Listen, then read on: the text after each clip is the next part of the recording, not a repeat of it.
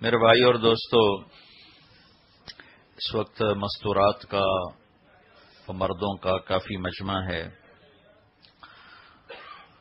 تو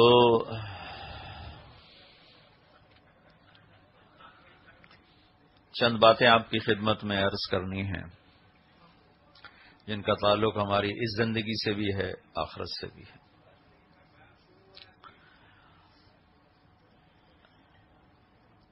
اللہ تعالی ہمارا خالق ہے،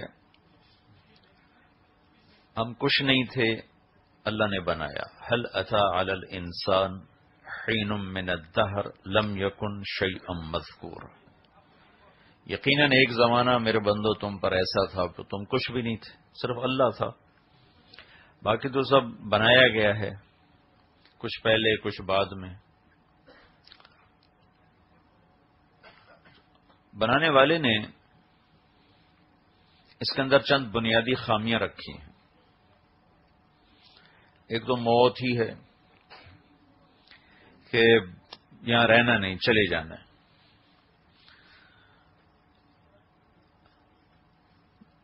پھر اللہ تعالیٰ انسان کے بارے میں فرماتا ہے، مرد ہو یا عورت، کان الانسان عجولا، انسان جلد باز بہت۔ پھر اللہ تعالیٰ فرماتے ہیں کہ وَكَانَ الْإِنسَانُ أَكْثَرَ شَيْءٍ جَدَلًا، یہ غصے والا بہت ہے، لڑائی جھگڑے بڑے کرتا ہے۔ اب بنانے والا ہی بتا رہا ہے نا، تو لہذا وہ تو بے خطا ہوگا۔ میری بات تو تولا جا سکتا ہے، غلط ہے، صحیح ہے، لیکن اللہ اس کے رسول کی بات کو تولا نہیں جاتا، حق۔ پھر اللہ تعالیٰ فرماتے ہیں وَكَانَ الْإِنسَانُ كَفُورًا، یہ ناشکرا بھی بہت، تھوڑا سا جھٹکا دے دوں تو پچھلے سارے احسان بھول جاتا۔ اور دنیا موٹر وے نہیں ہے، یہ ہے ٹوٹی ہوئی سڑک، اور اس میں بھی آگے جگہ جگہ سپیڈ بریکر لگے ہوئے ہیں، یہ اسی طرح ہی طے ہوتی ہے۔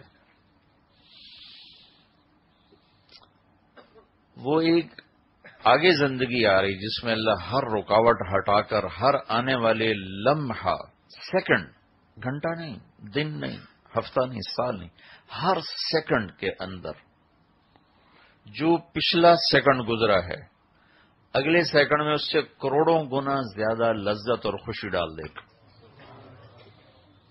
پھر اس سے اگلے سیکنڈ آئے گا تو اس میں اللہ تعالیٰ اس سے کئی گنا، چونکہ نہ اللہ کی ذات کی کوئی حد ہے، نہ اس کی عطا اور خزانوں کی اور دینے کی کوئی حد ہے۔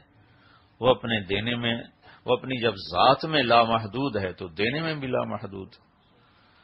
تو ہر آنے والے لمحہ سیکنڈ، اس میں اللہ تعالیٰ پہلے سے لذت کو زیادہ کر دے گا۔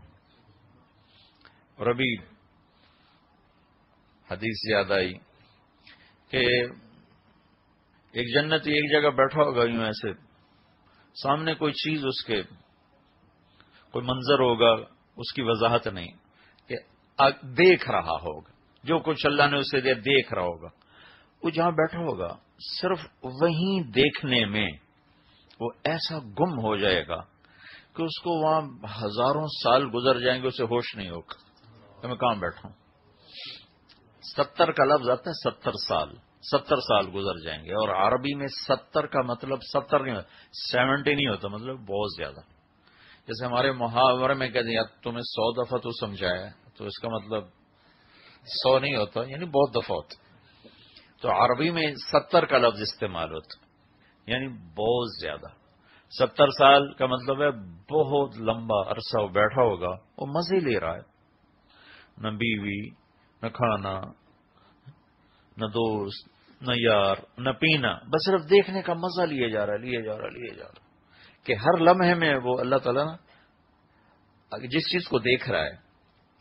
پھر دیکھنے میں بھی ایسا ہوتا ہے کہ جب ہم ایک چیز کو بار بار دیکھ لیں تو دوبارہ دیکھنے کا شوق ختم ہو جاتا، کیونکہ وہ بھی اپنے حسن میں ایک جگہ ٹکی ہوئی ہے، اس سے آگے اس کا حسن بڑھ نہیں رہا۔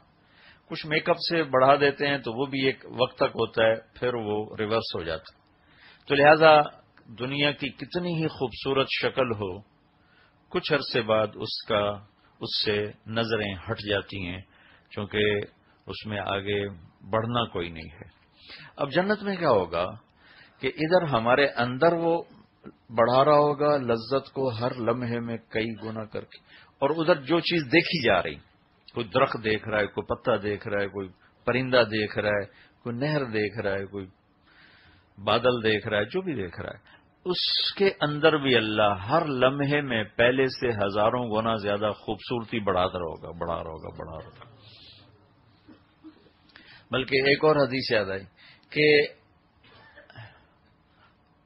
خامد اپنی بیوی کو یوں دیکھے گا، پھر ادھر دیکھ کر پھر یوں دیکھے گا، ایک سیکنڈ میں ہو نا کہ یوں نظر پھرا کے پھر یوں دیکھا، تو اس کی بیوی اس کی نظر میں پہلے سے 1000 گنا زیادہ حسین ہو چکی ہوگی، اور بیوی نے یوں دیکھا اور یوں اپنے خامد کو دیکھا، بس اتنا، نظر یوں گئی، ایک سیکنڈ سے بھی کم ہے، تو خامد بیوی کی نظر میں کئی 1000 گنا زیادہ خوبصورت ہو چکا ہوگا۔ تو اب اگر وہ صرف ایک دوسرے کو بھی دیکھتے رہیں تو لاکھوں برس بیٹھے رہیں، دیکھنے کی لذت ختم نہیں ہوگی، کیونکہ چیز بڑھ رہی ہے، اور یہاں چیز جو ہوتی ہے وہ ایک جگہ پہ آ کر ٹک جاتی ہے، پھر اس کے بعد وہ نیچے جانا شروع ہو جاتی زوال کی جگہ، مٹ جانے کی جگہ۔ تو ایک ایک منظر ایسا ہوگا کہ آدمی اس میں گم ہو جائے گا۔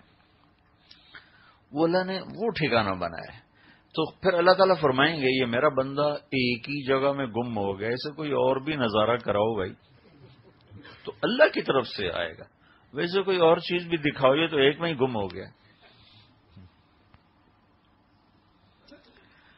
تو اس کے وہ یوں بیٹھا ہوگا نا، تو اس کے کندھے پہ یوں آ کے کوئی ہاتھ مارے گا، تو ایسے مڑ کے دیکھے گا، تو ایک لڑکی کھڑی ہوگی جس کے 100 جوڑوں میں اس کا پورا جسم ایسے سورج کی طرح چمک رہا ہوگا، تو وہ اس کے لیے نئی ہوگی، تو وہ پورا اس کی طرف یوں مڑ کر اس کو دیکھے گا، تو وہ کہے گی امالک فینا من رغبت، آپ کو میری کوئی رغبت ہے، میرا کوئی شوق ہے یا نہیں؟ وہ کہے گا کیوں نہیں، تم ہو کون ہو؟ تو وہ کہے گی انا من اللواتی قال اللہ تعالی ولدینا مزید، میں ان میں سے ہوں جن کے بارے میں تیرے رب نے کہا تھا تمہیں دنیا میں کہ جب تو آ جائے گا اور ایک دفعہ میں تمہیں دے دوں گا جو دینا ہے، وہ پھر میرا اینڈ نہیں ہوگا، اس کے بعد پھر میں دیتا ہی جاؤں گا۔ تو میں ان میں سے ہوں جن کو اللہ نے تمہیں اور مزید دیا ہے، ان میں سے ہوں، کیونکہ جنت میں جتنا بھی کچھ مل جائے، جو زندگی چونکہ ختم ہی نہیں ہونی، تو لہذا ضروری ہے کہ اس میں انسان کی راحت کو ہر لمحے بڑھایا جا رہا، تو اللہ تعالیٰ دیتا جائے گا، نہ اس کے دینے میں کمی ہے نہ ان کے مانگنے والے ایک حدیث میں آتا ہے کہ اللہ تعالیٰ اپنے بندے بندیوں سے کہے گا آج مجھ سے مانگو، کیا مانگتے ہو؟ کہیں گے اللہ مانگنے کی چیز ہی کوئی نہیں، ہر شے سے تو نے دے دی، اب کیا مانگے؟ تو اللہ تعالیٰ کہیں گے نہیں، میں چاہتا ہوں میں تمہیں آج اپنی شان کا عطا کروں، تمہارے عملوں کا نہیں، تو اپنی شان کا۔ تو کہیں گے راضی ہو جاؤ، تو اللہ تعالیٰ فرمائیں گے راضی ہوں تو جنت میں بٹھایا، ورنہ لتر نہ ہوں دے جو دوزخ دے تو راضی ہوں تو یہاں بٹھایا، ورنہ جنت کے جوتے کھاتے، مانگو۔ تو پھر سارے مانگنا شروع کریں گے یہاں تک کہ ان کے سب سوال ختم ہو جائیں، تو اللہ تعالیٰ کہیں گے دیکھو میں نے تمہیں کہا میری شان کا مانگو، تو ابھی تم نے بہت تھوڑا مانگا، اور مانگو۔ پھر وہ اللہ سے مانگیں گے، مانگتے پھر اینڈ ہو جائے گا، کہیں گے یا اللہ بس، تو اللہ تعالیٰ پھر فرمائیں گے نہیں ابھی میری شان کا نہیں شروع ہوا، میری شان کا مانگو۔ پھر وہ تیسری دفعہ بھائی تم نے کیا مانگا، ایک دوسرے سے پوچھ رہے ہیں، تو پھر زور لگا کے، اور دنیا میں ہمارا جو برین ہے یہ 5-6% کام کرتا ہے، باقی فالتو پڑا ہوا ہے، اور جنت میں اللہ سارا کھول دے گا،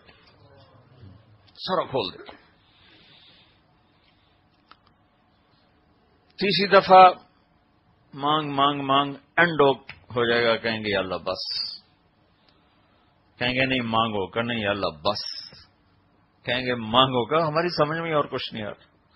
تو اللہ تعالیٰ فرمائیں گے میرے بندو ابھی تو تم نے اپنی شان کے مطابق نہیں مانگا تو میری شان کہاں ہے؟ تم تو ابھی اپنی شان کے مطابق میں نہیں مانگ سکے، لیکن چلو جو تم نے مانگا میں نے وہ بھی دے دیا، جو نہیں مانگا وہ بھی دے دیا، جاؤ موج کرو۔ تو دنیا تو ایسے ہی چلتی ہے، اس میں اندھیرا بھی آتا ہے، اجالا بھی آتا ہے، سردی بھی ہے، گرمی بھی ہے، بیماری بھی ہے، صحت بھی ہے، پریشانی بھی ہے، راحت بھی ہے، یہ ساتھ ساتھ چلتا ہے۔ پیپر ہیں، سارے پیپر ہو رہے ہیں۔ تو اللہ تعالیٰ نے ہمارا ایک ایپ بتایا، وَكَانَ الْإِنسَانُ كَفُورًا، ناشکرا بڑا ہے۔ پھر اللہ تعالیٰ نے ایک اور بتایا، وَكَانَ الْإِنسَانُ قَتُورًا، بخیل بہت، جوڑنے کا بڑا شوق ہے اس کو، جمع کرنے کا بڑا شوق۔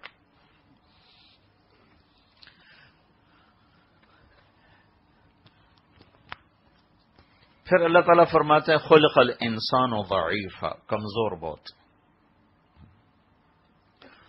تو اور بھی کافی سارے ہیں، لیکن یہ چند ایک میں نے صرف نمونے کے لیے آپ کو عرض کی۔ ان الانسان خلق ہلوعا، ہلو اذا مسہ الشر جزوعا واذا مسہ الخیر منوعا، ہلو، جزوع، منوع، کفور، کنود، قطور اور عجور، یہ ساری چیزیں اللہ تعالیٰ نے ہمیں بتلائیں کہ تمہارے اندر یہ فالٹ ہیں۔ یہ بتا کر اللہ نا ہمیں ایک بات سمجھانا چاہتے ہیں، کیونکہ ہمارا ساتھ شیطان بھی لگا ہوا ہے۔ اللہ تعالیٰ یہ سمجھانا چاہتے ہیں کہ میرے بندے یہ تیرے اندر بنیادی کمیاں ہیں، تو دیکھ اپنی مرضی پہ نہ چلنا ورنہ ہلاک ہو جاؤ، اپنی عقل پہ نہ چلنا ہلاک ہو جاؤ، کیونکہ تمہارا بنیادی فالٹ ہے کہ تم جلد باز ہو، تم غصے والے ہو، اور تم بخیل ہو، اور تم نا شکر ہو، اور تم ظالم ہو، ظلومن جہولا، تم ظالم ہو، تم جاہل ہو، تم بے صبر ہو، تم ناشکر ہو۔ تو جیسے آپ ڈاکٹر کے پاس جائیں نا تو وہ آپ کو بتا دے کہ آپ کی ٹیسٹ رپورٹ یہ ہے تو آپ پریشان ہو کر کہیں گے جی پھر اب مجھے علاج بتائیں میں کیا کروں۔ ایک دم آپ تیار ہو جاتے ہیں کہ اب یہ میرا علاج کریں، کہ مجھے کوئی طریقہ بتائیں میں کیسے نکلوں۔ وہ کہتا ہے یہ کھانا، یہ نہیں کھانا، یہ اس ٹائم کی دوا، یہ اس وقت کی دوا۔ تو اللہ تعالیٰ یہ سب کچھ ہمیں بتا کے عورتوں میں مردوں میں یہ چیزیں برابر ہیں۔ پھر کہا کہ اب تم ایسا کرو کہ جو میں کہوں وہ کر دو، یا ایھا الذین آمنوا آمنوا، جو میں کہوں وہ کر دو، جس سے روکوں اس سے رک جاؤ، جس کا کہوں اسے کر دو۔ وَمَن يُطِعِ اللَّهَ وَرَسُولَهُ فَقَدْ فَازَ فَوْزًا عَظِيمًا، پھر میری طرف سے بشارت ہے کہ اگر تم نے میرے اور میرے رسول کو راضی کر لیا اور ان کے طریقوں پر زندگی گزار لی تو بس تم اس جہان دونوں میں کامیاب ہو۔ تو ایک بنیادی نقطہ اللہ تعالیٰ پتہ نہیں اور کیا کیا سمجھانا چاہتے ہیں جو اس وقت میرے ذہن میں ہے کہ اللہ ہمیں اپنے اوپر اعتماد سے ہٹا رہا ہے کہ اپنے علم پر نہ چلو، جو اللہ کی طرف سے علم آئے اس پر چلو۔ نظر کچھ اور دیکھتی ہے، آسمان والا کچھ اور کہتا ہے۔ میں نے 100 روپیہ سود پہ دیا، وہ مجھے 110 ہو کے واپس ملا، تو 100 پاؤنڈ پہ 10 پاؤنڈ مجھے اضافہ ملا، تو میرے پیسے 110 ہو گئے۔ ایک آدمی نے 100 میں سے 10 اللہ کے نام پہ دے دیا، اس کے 90 رہ گئے۔ دونوں اماؤنٹ سامنے رکھو تو یہ 90 پاؤنڈ ہے، یہ 110 پاؤنڈ ہے۔ اب میری نظر کہہ رہی یہ زیادہ وہ تھوڑا ہے، اور اللہ کی خبر کہہ رہی یمحق اللہ الربا ویربی الصدقات، میں سود کو مٹاتا ہوں، گھٹاتا ہوں اور صدقے کو بڑھاتا ہوں۔ اور اس کے ساتھ اللہ کے نبی کی خبر، ما نقص مال امرئ من صدقہ، اللہ کے نام پہ خرچ کرنے والے کا پیسہ کبھی نہیں کم ہو سکتا۔ ثلاث اقسم علیہن، میں ان پہ قسم اٹھاتا ہوں، یعنی ضمانت دیتا ہوں کہ جو اللہ کے نام پہ خرچ کرے گا اس کا مال کم نہیں ہو سکتا۔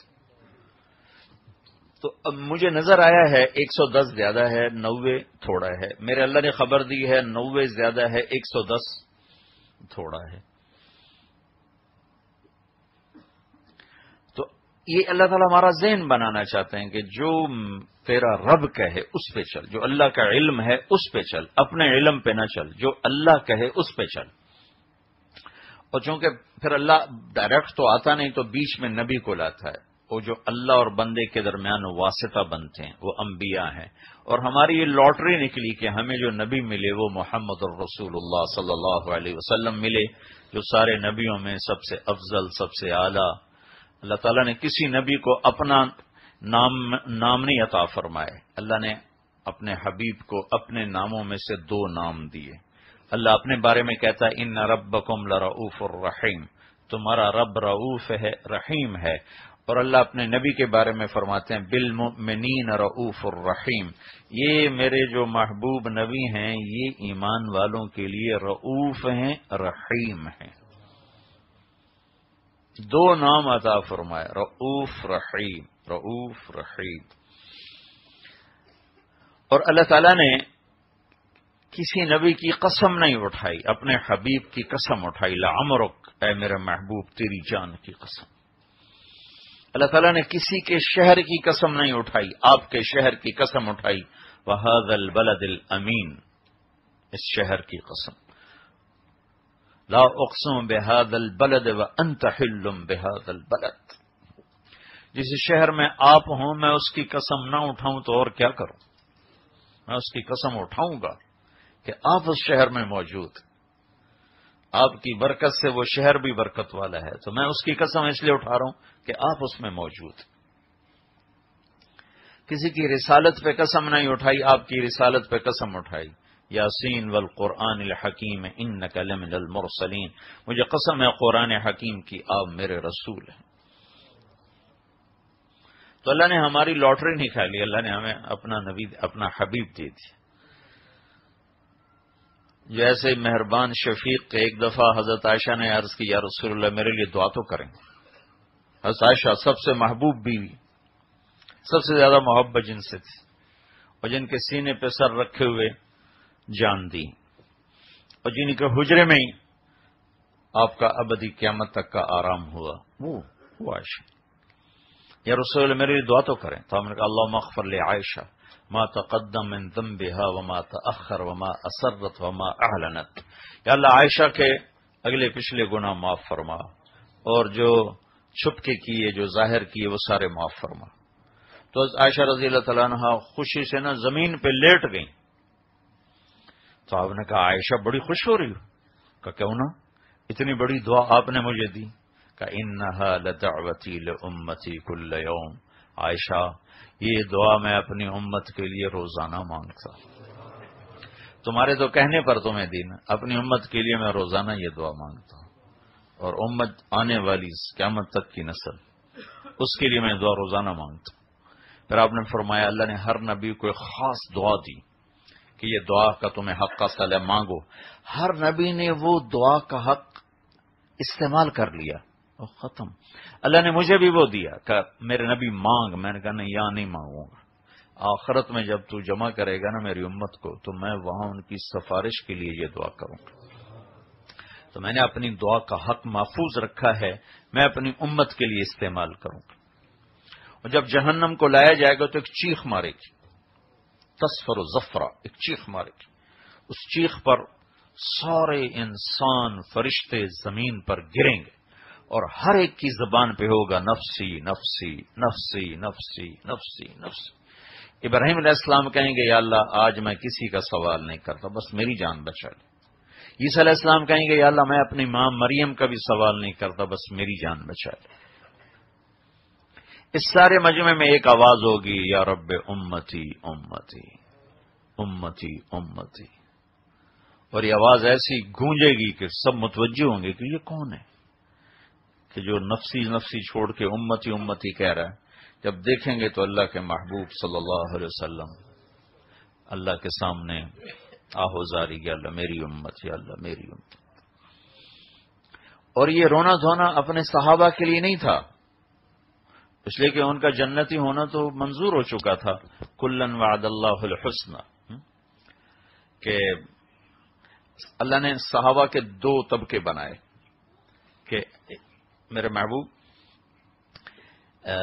لا يستوي منكم من انفق من قبل الفتح وقاتل اولئك اعظم درجة من الذين انفقوا وقاتلوا من بعد وكلا وعد الله الحسنى.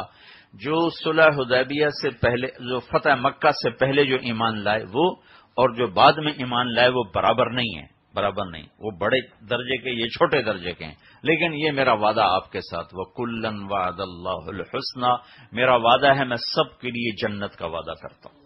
سب جنت، صحابہ سارے جنت، ان کے سارے قصور اللہ نے معاف کر دیے، معاف کر دی. تو اب آپ کا رونا کس لیے ہے؟ اب آپ کا رونا آنے والی نسلوں کے لیے کہ میری امت کا آگے کیا بنے گا جو آگے آ رہی، اس کے لیے آہوزاری تھے، رونا تھا.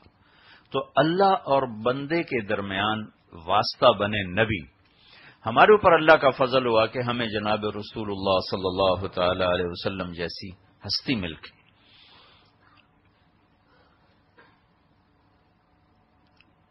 تو اوپر اللہ ہے، نیچے رسول ہے. تو یہ دونوں حضرات کا ہم سے مطالبہ ہے کہ اپنی عقل پہ نہ چلو، اپنے فیصلے خود نہ کرو، اللہ اس کے رسول کے حوالے کرو. یہ ایک بنیادی چیز ہے. اب اگلی چیز میں کیا کہنا چاہتا ہوں کہ اس وقت پوری دنیا کے مرد عورت اس پر متفق ہیں کہ جتنے زیادہ ہمارے پاس دولت ہوگی اتنے زیادہ ہم خوشحال ہوں گے. جتنے ہمارے پاس پیسے زیادہ ہوں گے، پاؤنڈ زیادہ ہوں گے، ڈالر زیادہ ہوں گے، اور ہماری پراپرٹی جتنی زیادہ ہوگی اتنی ہماری زندگی اچھی ہو جائے گی. یہ پوری دنیا کے انسان، مرد عورتوں کا یہ متفقہ فتویٰ ہے. سب نے یہ فتویٰ دے دیا کہ زندگی تو تبھی اچھی ہوگی جب پیسہ ہوگا. پیسہ نہیں ہے تو زندگی کیا ہے؟ جب یہ بنیاد بنی کہ پیسے ہی سے زندگی بنتی ہے تو اب راستے اس کے مطابق چلنے شروع ہو گئے کہ بھئی مرد کے کمانے سے پورا نہیں ہوتا، عورت بھی کمائے، پھر ساتھ بچے بھی کمائیں. اور مجھے گلاسگو میں پتہ نہیں یہاں بھی ہوں گے کچھ ایسے کہ سال کے 365 دن کوئی چھٹی نہیں، کام ہی کرنا ہے، کام ہی کرنا ہے. تو یہ کیا زندگی ہے بھائی؟ پھر اس سے تو گدھا بہتر ہے جو کسی نہ کسی وقت تو جا کے رستے سے بندھ کے کھڑا ہو جاتا ہے.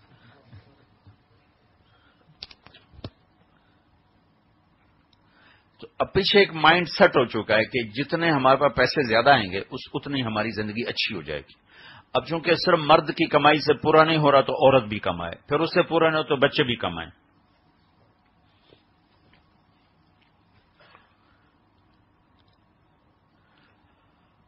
پھر اس سے اگلا سٹیپ، اب حلال میں پورا نہیں اور چلو حرام بھی کماؤ، شراب بھی بیچنی پڑے بیچو، پیسہ زیادہ آئے گا، اور رشوت دینی پڑے لو، پیسہ زیادہ آئے گا، کھوٹ ملاوٹ جھوٹ پہ چلنا پڑے چلاؤ چونکہ پیسہ زیادہ آئے گا. پھر اس کے لیے جھوٹ سچ نمبر 2 چیز بن جاتی. پھر اس کے لیے حلال حرام یہ پیچھے چلا جاتا ہے. یہ پہلے ایک ذہن بنا، اس ذہن کے پیچھے وہ خطائیں ہیں، جلد باز ہے، ناشکرا ہے، علم تھوڑا ہے، غصے والا ہے، کمزور ہے، ظالم ہے، جاہل ہے. یہ ساری چیزوں چونکہ یہ بنیادی خطا تھی تو جب اپنی عقل سے فتویٰ مانگا تو اس نے کہا جتنا پیسہ ہوگا اتنے کام بنیں گے. پھر شیطان نے فتویٰ دیا کہ حلال کمائی میں تو اتنا آتا نہیں، لہذا کوئی ادھر ادھر بھی جاؤ. میں ایک دفعہ، بہت پرانی بات ہے، چیچا وطنی ہماری جماعت تھی، وہاں ایک بہت اللہ کے نیک محبوب بندے تھے، ان کے پاس ہم بیٹھے ہوئے تھے.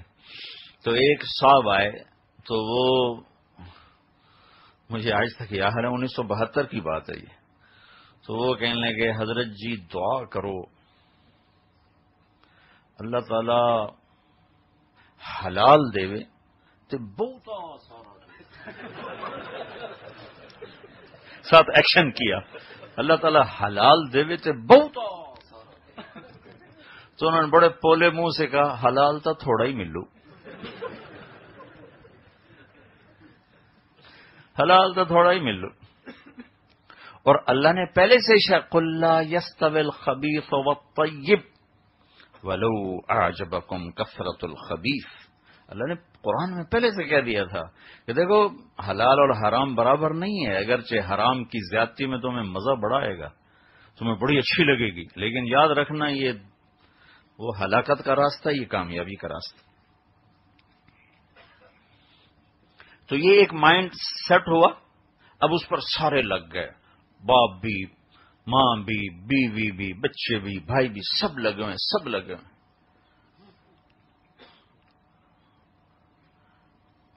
اس کے مقابل میں اللہ ایک ذہن دیتا ہے، جو میں نے آیت چھوٹی سی پڑھی تھی. ایک ذہن اللہ ہمارا بناتا ہے کہ میرے بندو زندگی بنانے والا اللہ ہے. اچھا، زندگی کا بننا اور بگڑنا، ایک بیچ میں اضافی بات کر رہا ہوں. اللہ کی قسم اس کا تعلق چیزوں سے نہیں، پیسے سے نہیں.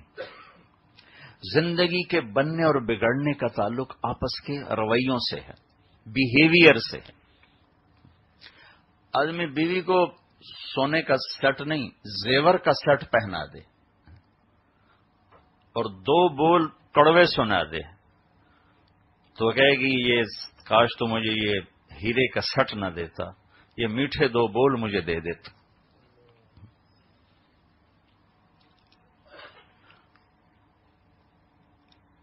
اور بیوی خاوند کی ساری خدمت کرنے کے بعد 2 بول کڑوے سنا دے تو وہ کہے گا تو میرے کام نہ کرتی، یہ 2 بول نہ بولتی.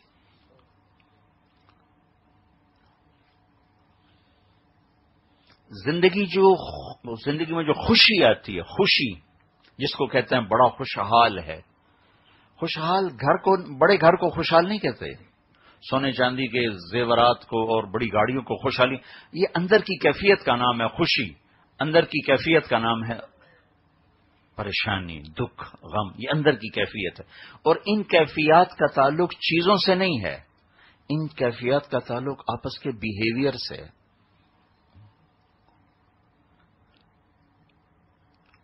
اولاد ماں باپ کو تھوڑا سا تیز بول دے تو ماں باپ کے سارے سکھ ختم ہو جاتے.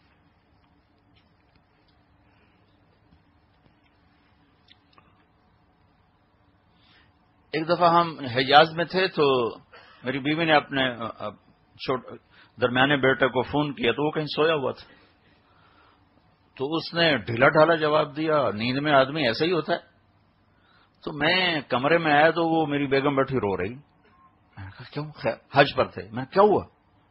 کہ وہ میں نے عاصم کو فون کیا، اس نے اتنا سرد جواب دیا ہے کہ میں رو پڑی کہ میں اس کے لیے ساری راتیں جاگ کے کاٹی. یہ میرے لیے تھوڑی سی نیند نہیں قربان کر سکا. حالانکہ اس نے کوئی بے ادبی نہیں کی، گستاخی نہیں کی. سویا آدمی کیسے ویلکم کر سکتا؟ رویے. زندگی میرے بھائیو، زندگی میں خوشیوں کے آنے کا تعلق اللہ کی قسم کپڑا زیور پیسے سے نہیں، بڑے گھر گاڑی سے نہیں. جو خوشیاں آتی ہیں وہ آپس کے اچھے رویوں سے آتی. اگر وہ بگڑے ہوئے ہیں تو زندگی میں خوشی کو بھول جاؤ. اگر وہ صحیح ہیں تو بھوک میں بھی مزہ اللہ دے گا.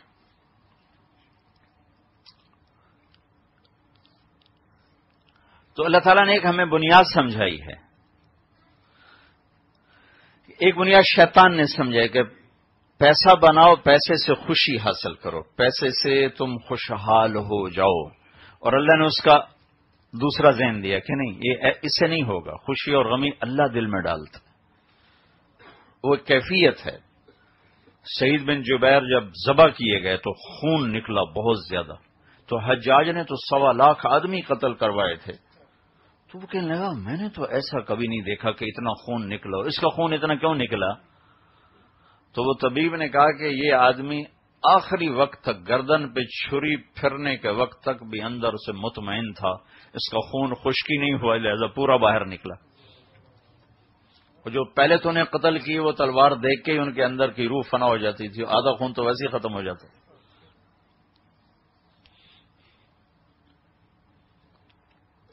تو ایک ذہن اللہ اس کے رسول نے دیا ہے کہ حلال پہ آ جاؤ. اطاعت پہ آ جاؤ. من عمل صالحا من ذکر او انثى.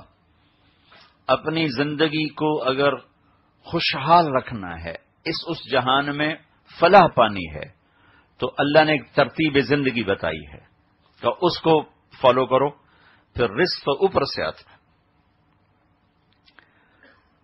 محنت تو ایک سبب ہے، دینے والا اللہ ہے. کبھی زیادہ دیتا ہے، کبھی کم دیتا ہے، کبھی درمیانہ دیتا ہے، کبھی بہت زیادہ دیتا ہے، کبھی کچھ بھی نہیں دیتا.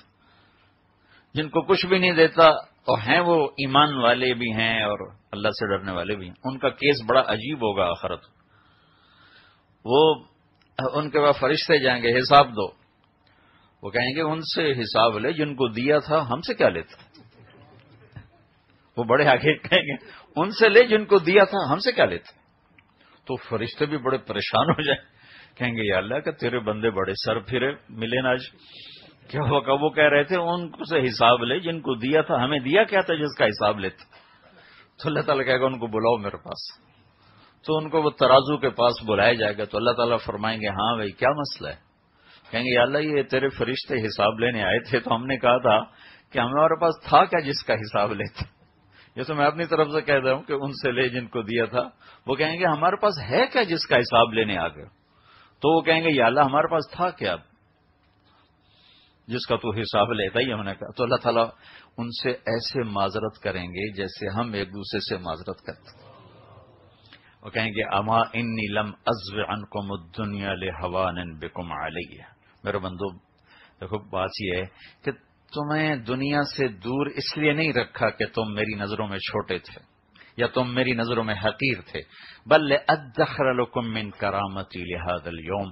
آج کے دن میں تمہیں اوروں سے زیادہ عزت دینا چاہتا تھا، اس لیے میں نے تمہیں تنگی میں رکھا پینڈل.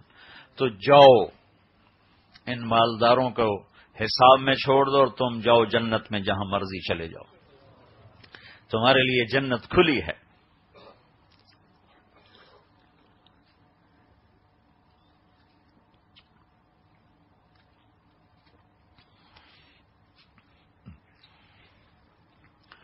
تو اللہ اس کے رسول کا دیا ہوا ذہن ہے کہ اپنے عمل پہ فوکس کرو. اب اس کی دو بڑی شاخیں ہیں. ایک کا تعلق اللہ کے ساتھ ہے، ایک کا تعلق بندوں کے ساتھ ہے. جس کا اللہ سے تعلق ہے اس کو عبادت کہتے ہیں. اس میں نماز سب سے اعلیٰ، ایمان کے بعد نماز سب سے اعلیٰ درجے کی چیز. کہ آپ کی نصیحت میں جو آخری لفظ تھا وہ تھا الصلاۃ. جب آپ دنیا سے جا رہے تھے 12 ربیع الاول 7 جون 633 عیسوی، پیر کے 10-12 کے درمیان کا ٹائم، تو جب آپ جا رہے تھے تو آپ نے کہا الصلاۃ، نماز نہ چھوڑنا. وما ملکت ایمانکم، کمزور لوگوں پہ رحم کرنا، زیادتی نہ کرنا. یہ دو لفظ آپ دوہرا رہے تھے. اسی دو کو میں بنیاد بنایا کرتا ہوں کہ ایک اللہ کا حق ہے نماز، ایک اللہ کے بندوں کا حق ہے اچھا سلوک، حسن سلوک. اس دونوں کو دہراتے دہراتے پھر آپ نے کہا الصلاۃ الصلاۃ الصلاۃ. آخر میں صرف نماز کو لے لیا، آواز کمزور ہو گئی، اور آخر میں کہا اللہم الرفیق الاعلی، اے اللہ اب تیرا ساتھ چاہتا ہوں، اپنے پاس بلا لے. تو زندگی میں خوشحالی لانے کے لیے دو بڑی چیزیں ہیں. ایک اللہ سے تعلق جس میں عبادت اور عبادت میں نماز، روزہ سال کے بعد 1 مہینہ، زکوٰۃ اور حج پیسے والوں پر، اور حج بھی پیسے والوں میں سے صحت مند پر. بیمار پر حج کوئی نہیں، چاہے مالداری ہو. نماز ایک ایسی چیز ہے جو ہر مرد عورت اس میں سے گزرتا ہے، اور اللہ تعالیٰ نے اس کی 5 وقت حاضری طلب کی ہے اور کسی حال میں اس کو معاف نہیں کیا. اور ساری کائنات کی عبادت کو اس میں اللہ نے جمع کر دیا ہے. پوری دنیا کے درخت کی عبادت قیام ہے، ان کی نماز کھڑے ہونا ہے. سارے درخت کھڑے ہو کر اللہ کی تسبیح پڑھ رہے ہیں. 4 پاؤں پہ چلنے والوں کی جو نماز ہے وہ رکوع ہے، وہ سب رکوع میں اللہ کو یاد کر رہے ہیں. جن کے پاؤں نہیں زمین پہ رینگنے والے ہیں ان کی نماز سجدہ ہے، وہ سجدے میں اللہ کو یاد کر رہے ہیں. اور یہ جو پہاڑ ہیں، ٹیلے ہیں، ان کی نماز اتحیات ہے، جو سب اتحیات میں بیٹھے ہوئے اللہ تعالیٰ کو یاد کر رہے ہیں. پرندوں کی نماز اوپر سے نیچے، نیچے سے اوپر اڑنا، اوپر اڑنا، نیچے آنا اور اللہ کو یاد کرنا. تو اس میں قیام ہے، قیام کے بعد رکوع ہے، رکوع کے بعد سجدہ ہے، سجدے کے بعد پھر کھڑے ہونا ہے. تو نباتات، جمادات، حیوانات، سب کی نماز، سب کی بندگی کو اللہ نے نماز کی شکل میں ہمیں عطا فرما دیا ہے. اور ہمارے نبی کی مستقل عادت، کوئی پریشانی آتی تھی فوراً نماز پڑھتے تھے. اذا حزبہ امر فزع الی الصلاۃ، جو ہی کوئی تکلیف آتی تھی فوراً اپنا نماز کی طرف متوجہ ہوتے تھے. اور اللہ تعالیٰ نے بھی نماز کے لیے جب معراج پہ ملاقات ہوئی تو اللہ تعالیٰ نے کتنی نمازیں دی؟ 50 نمازیں. پتہ ہے اللہ نے کہ نہیں پڑھیں گے، یہ تو 5 نہیں پڑھنی ہے، 50 کی تو پڑھیں گے. تو اللہ کو پتا ہے کہ یہ نہیں پڑھ سکیں گے، لیکن اللہ 50 دے رہا ہے. 50 کیوں دے رہا ہے؟ پہلے ہی 5 دے دے. نماز کی اہمیت بتانے کے لیے 50 نماز.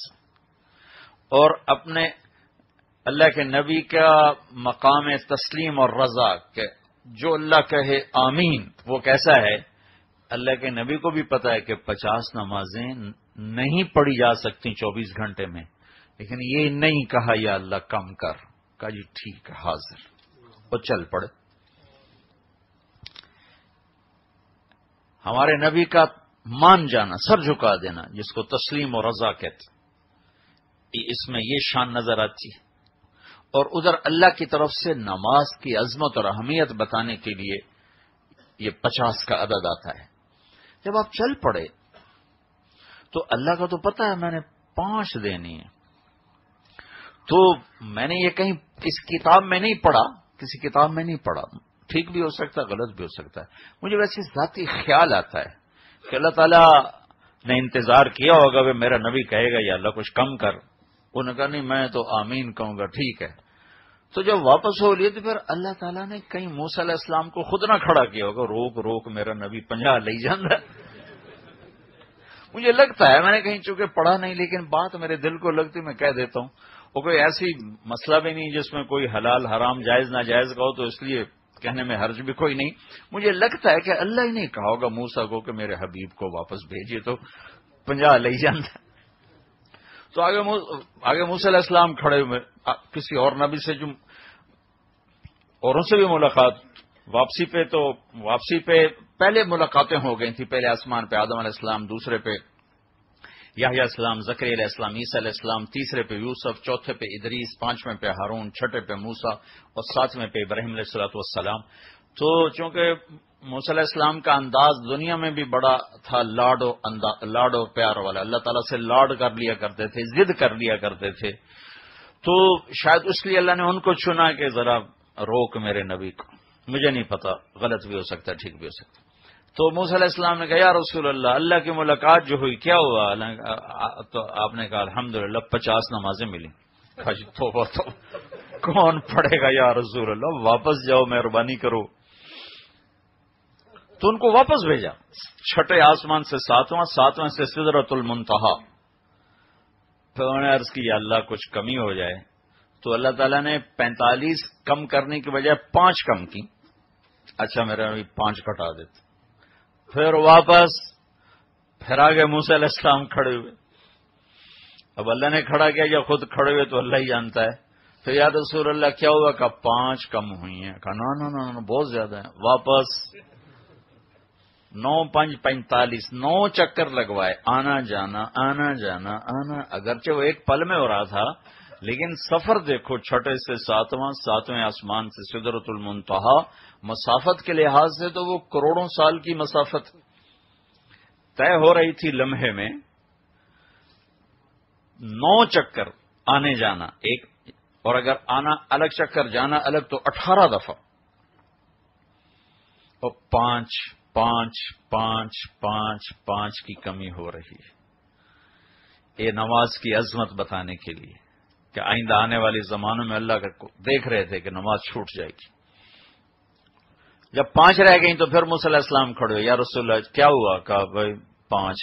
کہا نہیں بہت زیادہ ہیں، واپس جائیں. کہنے کہ نہیں اب مجھے شرم آتی ہے تو 5 کم ہو رہی ہیں. اب گیا تو یہ 5 چلے گئی تو پھر میری امت کا کیا بنے گا؟ کہ نہیں اب مجھے شرم آتی، میں نہیں جاؤں گا. کہ یا رسول اللہ پھر دیکھ لیں، میری امت پہ 2 نمازیں فرض تھیں، انہوں نے کوئی نہیں پڑھی، تو یہ 5 کیسے پڑھیں گے؟ جیسے موسیٰ علیہ السلام نے سارے لندن کو پہلے دیکھ لیا تھا، یہ 5 کیسے پڑھیں گے؟ بنو اسرائیل پہ 2 نمازیں فرض تھی، فجر کی 2 رکعت، عصر کی 2 رکعت، اور وہ باجماعت نہیں تھی، اپنی اپنی. تو اللہ تعالیٰ نے 5 گھٹائیں. تو جب موسیٰ علیہ السلام کو اب پار کر گئے نے کہا نہیں میں نہیں اب واپس جاتا، تو پھر اللہ کی آواز ہے، میرے محبوب تمہاری امت کے پڑھنے کی 5 اور میرا وعدہ وہی، میرا بول وہی، میں لکھوں گا 50، ہر نماز کو 10 گنا کر کے میں لکھ دوں گا. تو 5 پہ 50 لکھی جائیں گی روزانہ. ہر گھر میں کوئی بچہ بچی مرد عورت بے نمازی نہ ہو.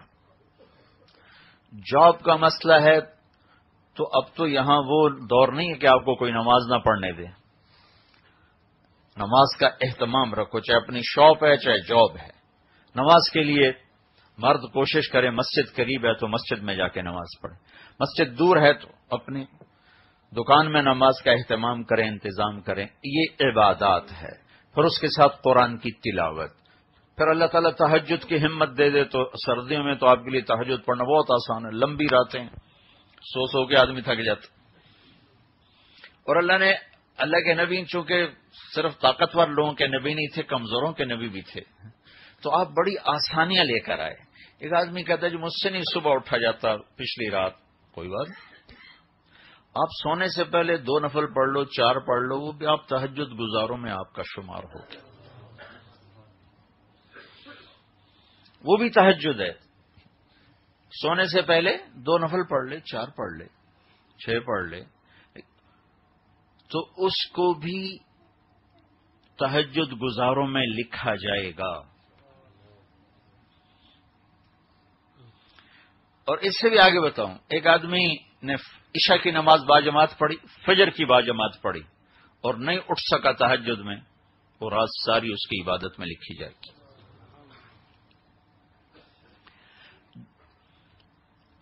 دوسرا زندگی کا جو جز ہے، جو اللہ کے بندوں سے معاملہ، جس کو حقوق العباد کہتے ہیں، اس کو اللہ کی ترتیب کے مطابق چلانا اور چلنا.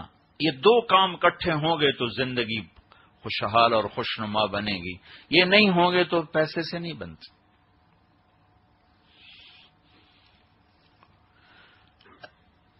اللہ کے بندوں سے وہ رویہ اختیار کرنا جو اللہ اس کے رسول نے کہا ہے. تو سب سے پہلے گھر چلتا ہے میاں بیوی سے. ایک جوڑا شادی شدہ ہے تو اللہ کے نبی نے فرمایا کہ بہترین مسلمان وہ ہے جو بیوی سے اچھا سلوک کرے. اور عورت کے بارے میں فرمایا کہ جو عورت 5 نمازیں پڑھے، مہینے کے روزے رکھے، اپنے خاوند کی اطاعت کرے اور بدکاری سے بچے تو جنت کے 8 دروازے اس کے لیے کھل جائیں گے.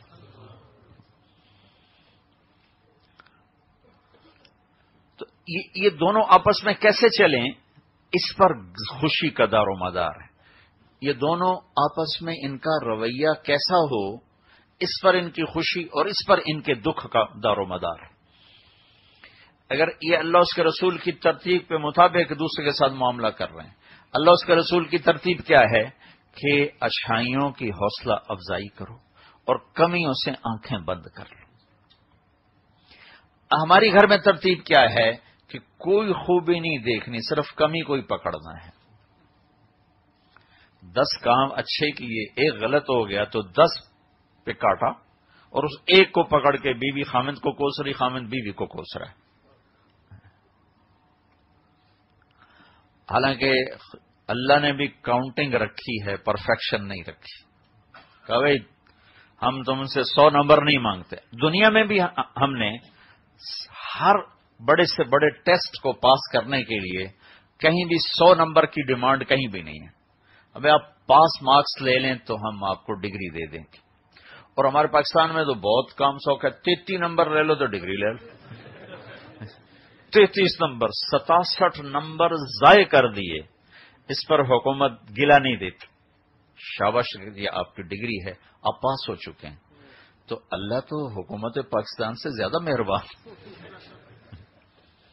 تو اللہ تعالیٰ نے بھی پاس مارکس کا مطالبہ کیا، 100 نمبر نہیں مانگے، 100 نمبر نہیں مانگے۔ ایک دفعہ یہ مجھے بات کہاں سے اللہ نے دل میں اتاری، آدمی ٹھوکروں سے ہی سیکھتا ہے۔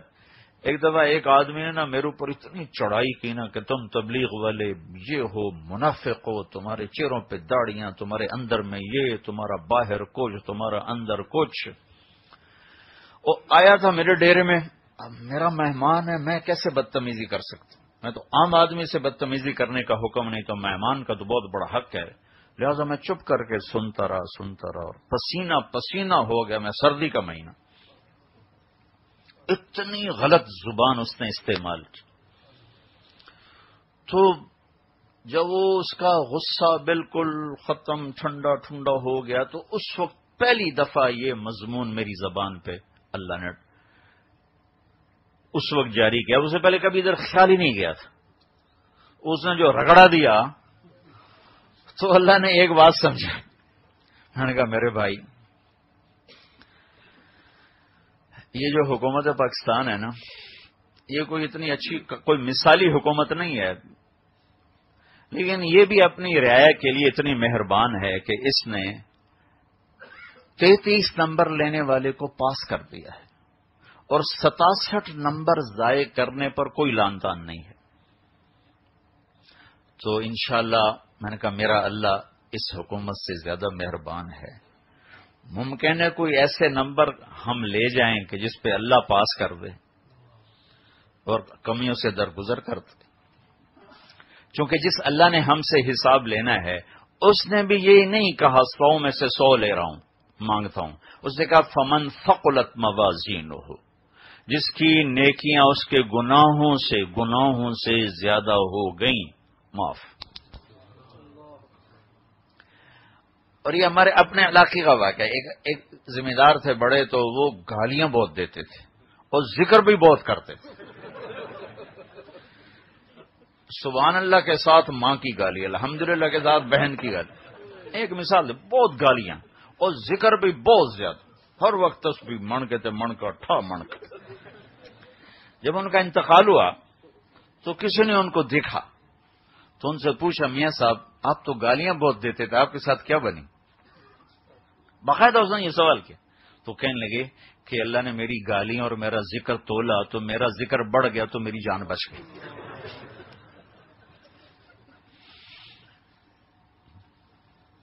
تو اللہ تعالیٰ نے پرفیکشن نہیں مانگی، کاؤنٹنگ ہے کہ اگر تم اپنی نیکیاں گناہوں سے زیادہ لے آتے ہو تو میں تمہارے گناہوں کو معاف کر دوں گا۔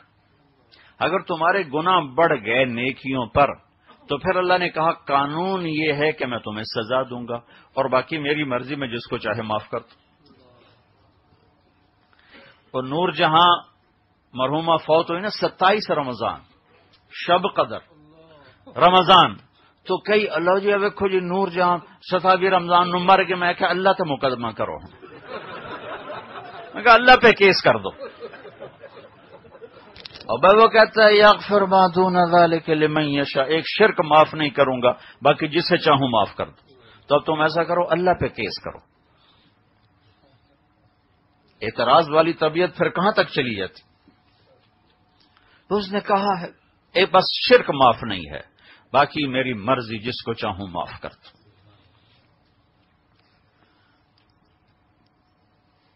تو کبھی کسی کی کمی دیکھ کر اس کی حقارت دل میں نہ لانا۔ میرے نبی نے فرمایا بِحَسْبِ امْرِئٍ مِّنَ الشَّرِّ أَن يَحْقِرَ أَخَاهُ الْمُسْلِمَ، کسی انسان کے برا ہونے کے لیے اتنا ہی کافی ہے کہ اوروں کو حقیر سمجھتا ہو، گھٹیا سمجھتا ہو۔ تو بھائیو، گھر میں خوشحالی لانے کا پہلا زینہ یہ ہے کہ آپس کا معاملہ ٹھیک کرو، کمی ایسے ہو جیسے دیکھا ہی نہیں، اور خوبی ہو تو حوصلہ افزائی کرو۔ ایک پیر صاحب گئے اپنے مرید کے ہاں کھانا کھانے، تو ان کی بیگم نے کھانا بنایا، تو پیر صاحب کو پسند آیا، تو انہوں نے کہا ذرا اپنی بیگم کو بلاؤ، تو آ گئی۔ کہا بیٹی تیرے ہاتھ کا کھانا کھایا بہت اچھا تھا تو تیرا شکریہ ادا کر رہا ہوں. تو وہ زارو قطار رونے لگی. تو پیر صاحب بڑے حیران ہوئے کہ اس میں رونے والی کیا بات. تو انہوں نے کہا بیٹی اس میں رونے والی کیا بات ہے. کہا جی آپ کے مرید صاحب کے گھر مجھے 30 سال ہو گئے ہیں, اس نے ایک دفعہ کبھی مجھے شکریہ نہیں کہا کہ تو نے آج اچھا کھانا بنایا. کوئی نہ کوئی اے بھی کڑا ہے لون گھٹے آج مرچاں ود دن.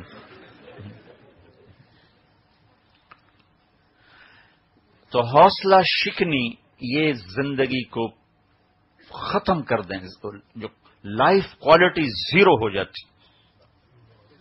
لائف دیکھو زندگی احساسات کا نام ہے, زندگی چیزوں کا نام نہیں ہے. زندگی احساسات کا نام ہے. اور احساس تم میت کو تاج پہنا دو یا میت کو ننگا کر دو, اس کے لیے کیا ہے, برابر ہے. یہ جسم تو ایک مٹی کا ڈھیر ہے, اس کو سونے کے تاروں کا لباس پہنا دو یا ٹاٹ کا لباس پہنا دو. اندر جو احساس ہے وہ زندگی ہے. دیکھو نا ایک آدمی کی انگلی کٹ جاتی ہے لیکن وہ موجود ہے, چونکہ جسم کا ایک حصہ گیا ہے, روح موجود ہے, لہذا وہ زندہ ہے.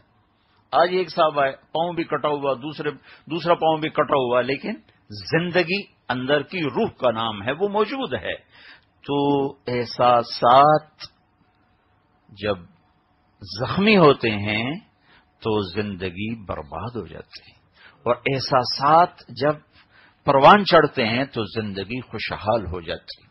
اور احساسات کو توڑنے والی چیز وہ رویہ ہے, وہ سلوک ہے, اور احساسات کو پروان چڑھانے والی چیز بھی آپس کا سلوک اور رویہ ہے.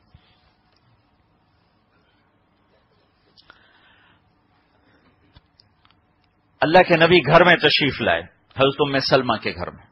کھانے کو کچھ نہیں تھا, اور خامد اللہ کے رسول جیسا, اور وہ آ کے کھانا پوچھے اور بیوی کہے کھانا کوئی نہیں, تو ان کے دل پہ کیا گزری ہوگی. تو اللہ کے نبی تشریف لاتے ہیں, پوچھتے ام سلمہ کچھ ہے کھانے کو. اب وہ انتہائی بے بسی کے عالم میں کہتے ہیں یا رسول اللہ کچھ نہیں, بس سرکہ پڑا ہے.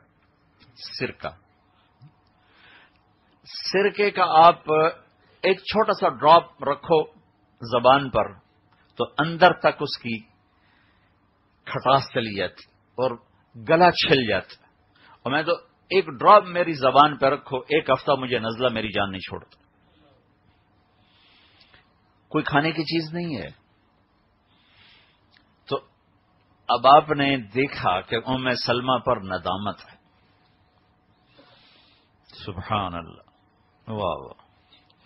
تو آپ نے کہا اچھا نعم الادام الخل. ہم نے کہا ام سلمہ سرکے جیسا تو سالن ہی کوئی نہیں. ہوئے ہوئے ہوئے ہوئے کیا کمال ہے. ان کو ایک دم اس احساس سے باہر نکالا کہ بلا سرکہ سالن بن سکتا ہے. 2 لقمے نہیں کھائے جا سکتے اس. اور میرے نبی نے کہا نعم الادام الخل. ام سلمہ سرکے جیسا تو کوئی سالن ہے ہی نہیں. حوصلہ افزائی فرمائی. یہ بھی تو کہہ سکتے تھے اتنی غافلت, تو یہ نہیں پتا تھا میں آ رہا ہوں, کسی پڑوسی سے سالن لے کے آ جاتی, کیا مسئلہ تھا. صبح بھی نہیں کھائی, اب بھی میرا تم نے کوئی خیال نہیں کیا. ایک زندگی سمجھانی تھی نا. نعم الادام الخل. ایک دوسرے کی حوصلہ افزائی. کوئی انسان وہ انسان ہی نہیں جو کمیوں سے پاک ہو, وہ تو پھر یا فرشتہ ہے یا نبی ہے.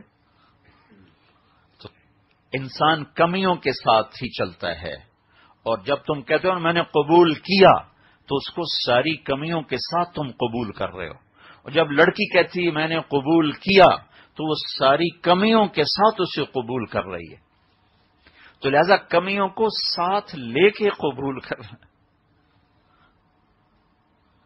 یعنی کہ کمیاں نکال کے نہیں, اس سمیت قبول کرنا ہے.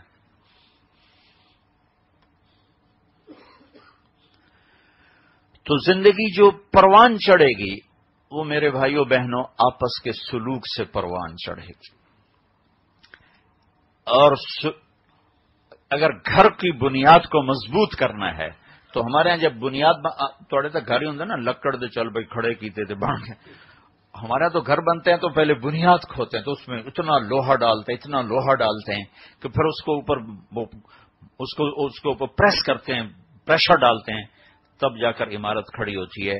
اگر آپ اپنے گھر کو خوشحال دیکھنا چاہتے ہیں تو اپنے آپ کو بنیاد بنا لیں اور برداشت کرنا سیکھیں۔ جتنا آپ برداشت کرتے جائیں گے آپ نکھرتے جائیں گے۔ آپ اپنی ذات میں نکھرتے جائیں گے۔ ہمیشہ برداشت سے چیز بنتی ہے۔ جسم کو خوبصورتی بھی برداشت سے ملتی ہے کہ آپ ویٹ اٹھاتے ہیں اور مسل اس کو سہتا ہے تو ابھرنا شروع ہو جاتا ہے۔ ویٹ اٹھانے سے مسل بنتے ہیں کہ نہیں بنتے؟ کوئی کہ لو ہم کیوں ویٹ اٹھائیں، ہمارے تو مسل دبا ہو جائیں گے۔ تم اٹھا کے دیکھو، نہیں کوئی وظیفہ دسو، وظیفے نہ لو۔ لوگ جی کوئی وظیفہ بتاؤ جی گھر میں خوشی آ جائے۔ میں نے کہا وظیفوں سے خوشی آ سکتی ہے گھر میں؟ اپنے رویے ٹھیک کرو، اس سے گھر میں خوشی آئے گی۔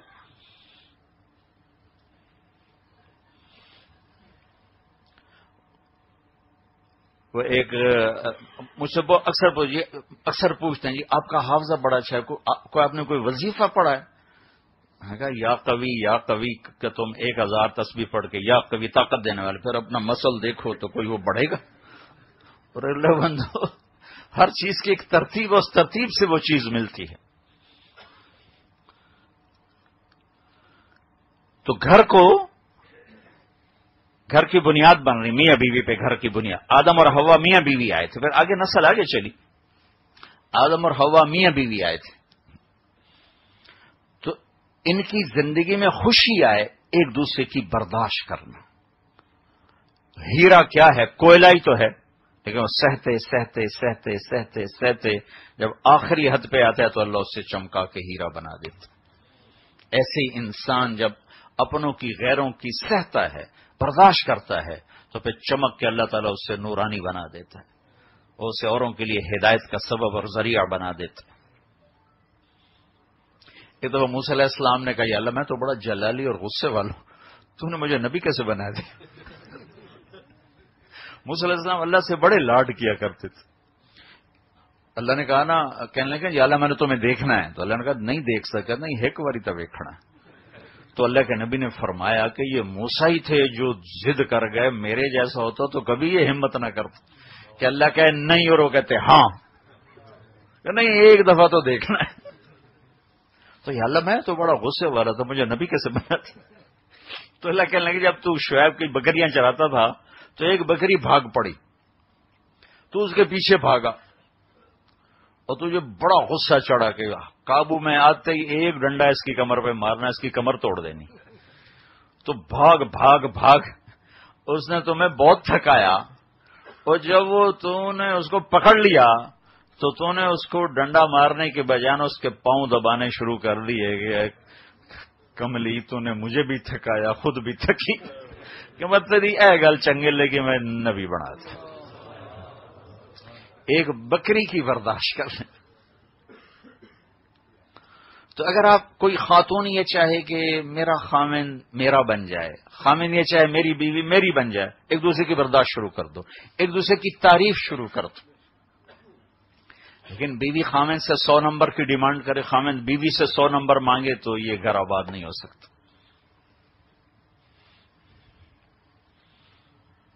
ایک دوسرے کو قبول کرنا ہے کمیوں کے ساتھ قبول کیا ہے تو اس کو پھر نبھانا ہے۔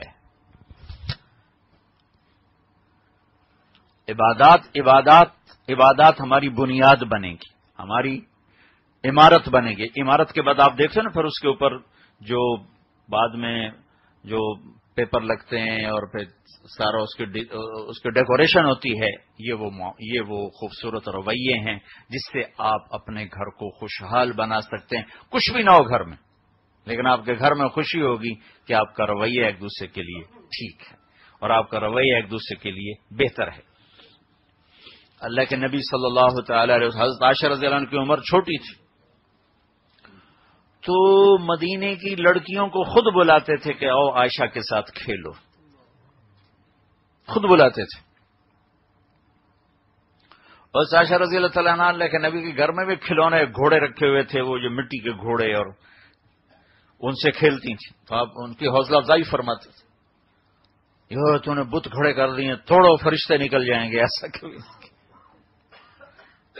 ایک دفعہ آ گئے حبشہ کے لوگ، ایتھوپیا کے، وہ مسجد میں نا وہ کر رہے تھے، اس سے ان کا ایک رقص ہوتا تھا، ان کا اپنے علاقے کا رقص جو وہ کرتے تھے تلواروں کے ساتھ، برچھوں کے ساتھ، برچھا چھوٹا ہوتا، تو ان کی وہ ٹھا ٹھا کی آواز آئی، تو حضرت عائشہ کو پتہ چلا کہ وہ حبشی کھیل رہے ہیں، رقص کر رہے ہیں، تو انہیں عرض کی یا رسول اللہ میں دیکھنا چاہتی ہوں۔ تو آپ یہ بھی تو کہہ سکتے تو نبی کی بیوی ہے اور تو یہ کیا کھیل تماشے دیکھتی، چل بیٹھ کے قرآن پڑھ۔ ہم کہا اچھا چلو آؤ، تو آپ دروازے میں کھڑے ہو اور حضرت عائشہ کو پیچھے کھڑا کیا، تو آپ کی اوٹ میں ہو کر لو دیکھو، اب دیکھ رہے ہیں کھڑے اللہ کے نبی تھک کے کبھی یوں ہو جاتے پھر کبھی یوں ہو جاتے، ایک پاؤں پہ کھڑے ہو کر پھر دوسرے پاؤں پر ایسے ہو جاتے، پھر کہنے کہ عائشہ بس نہ کریں کہ نہیں ابھی میرا دل نہیں پڑا، اچھا ٹھیک ہے، پھر کھڑے ہوئے ہیں، کبھی یوں ہو رہے ہیں، کبھی یوں ہو رہے ہیں، کبھی یوں ہو رہے ہیں، اور یہ کعبہ قوسین او ادنی ہے۔ اللہ کے بعد اگر کوئی ہستی ہے تو وہ محمد الرسول اللہ صلی اللہ علیہ وسلم،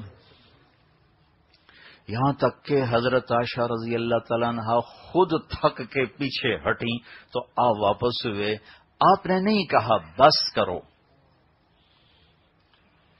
یہ رویے ہیں، دو مہینے گھر میں چولہا نہیں جل رہا لیکن بیویاں خوش ہیں کہ خاوند کا سلوک اچھا ہے، خاوند کا رویہ اچھا ہے۔ اعلیٰ ترین چیزیں گھر میں بھر دیں لیکن آپس میں دونوں کے بول غلط ہوں، رویے غلط ہوں تو دونوں کی زندگی برباد ہو جائے گی۔ بیوی بار بار خاوند کو ٹوکے، بار بار اس کی کمیوں کو چھیڑے تو زندگی کی لائف کوالٹی ختم ہو جائے گی۔ خاوند بیوی کو بار بار ٹوکے، اس کی کمیوں پر اسے پکڑے اور تانے دے تو لائف کوالٹی ختم ہو جائے گی۔ ابھی میں آ رہا تھا تو ایک نوجوان ملا، کہا جی لوگوں میں محبوب بننے کا کوئی وظیفہ بتائیں۔ ہمارے ملک میں وظیفے پوچھنے کا بڑا رواج، کام کوئی نہیں کرنا با کوئی وظیفہ دسو۔ حضرت عمر رضی اللہ تعالیٰ عنہ جمعہ پڑھا کے نکلے تو کچھ نوجوان ایک کونے میں بیٹھے تھے۔ آپ نے کہا کون لوگ ہو؟ کہا جی ہم یقین والے ہیں۔ کہا تمہاری ایسی تیسی، لاٹھی اٹھائی اور ان کی پٹائی شروع کر دی کہ تم یقین والے ہو، تم کہو گے کہ آسمان سے سیدھی روٹی تمہارے اوپر گرے، نکل جاؤ، اللہ تعالیٰ کہتا ہے نماز پڑھ کے جاؤ، میرا رزق تلاش کرو، آج کے بعد کوئی یہاں نظر آئے تو اس کی ٹھکائی کروں گا ایسے ہی۔ کہ آسمان سے سونا چاندی نہیں برستا، پانی برستا ہے، پھر زمین میں جذب ہوتا ہے، پھر ذمہ دار دانہ ڈالتا ہے، پھر اللہ اسے اگاتا ہے۔ کہاں جی کوئی محبوب بننے کا وظیفہ بتاؤ۔ میں کہا وظیفہ کوئی نہیں، ایک چھوٹا سا عمل ہے کہ سب سے محبت کرو، وہ کسی کا بغض دل میں نہ رکھو، اور کسی کی کمی پر اسے حقیر نہ جانو، لوگ تم سے محبت کریں چونکہ ہر ایکشن کا ری ایکشن اس کائنات کا لازمی قانون ہے۔ صرف میں نے یہ جو ہاتھ ہلایا ہے اس پر کتنی ہوا ریئیکٹ ہو کر میری طرف آئی ہے، جو ادھر گئی ہے کچھ ادھر آئی، ہر ایکشن کا ری ایکشن لازمی ہے۔ اگر میں لوگوں کو حقیر سمجھوں گا تو محبت کی توقع چھوڑ دوں۔ قدم قدم پہ بیوی مجھے ٹوکے پھر کہے میرا خاوند مجھ سے محبت کرے، میں قدم قدم پہ بیوی کو ٹوکوں پھر میں کہوں میری بیوی مجھ سے محبت کرے، ایسا نہیں ہو سکتا۔ جیسا ایکشن ہوتا ہے ویسا ری ایکشن ہوتا ہے۔ تو اللہ کے نبی نے 11 شادیاں کی، کوئی عورتوں کا شوق لگ گیا تھا، عورتوں کا شوق ہوتا ہے تو 25 سال کا نوجوان 40 سال کی عورت سے شادی کیوں کرتا؟ اور وہ عورت جس کے 2 شادیاں پہلے ہو چکی ہیں اور ہر ایک سے اولاد ہے، ہر ایک سے اولاد ہے، اب 25 سال 40 سال 15 برس کا فرق، اور پوری بھرپور جوانی 50 سال کی عمر تک جو ہوتی ہے ایک عورت کے ساتھ گزارتی، اور 50 سال کے بعد شادیاں شروع کی تو اکٹھی 10 کر دی، 13 برس کے اندر 10 شادیاں. یہ سب حکمت تھی، اپنا سلوک دکھانا تھا، اپنا رویہ دکھانا تھا کہ گھر والوں کے ساتھ کیسے زندگی گزاری جاتی ہے، یہ رویہ دکھانا تھا.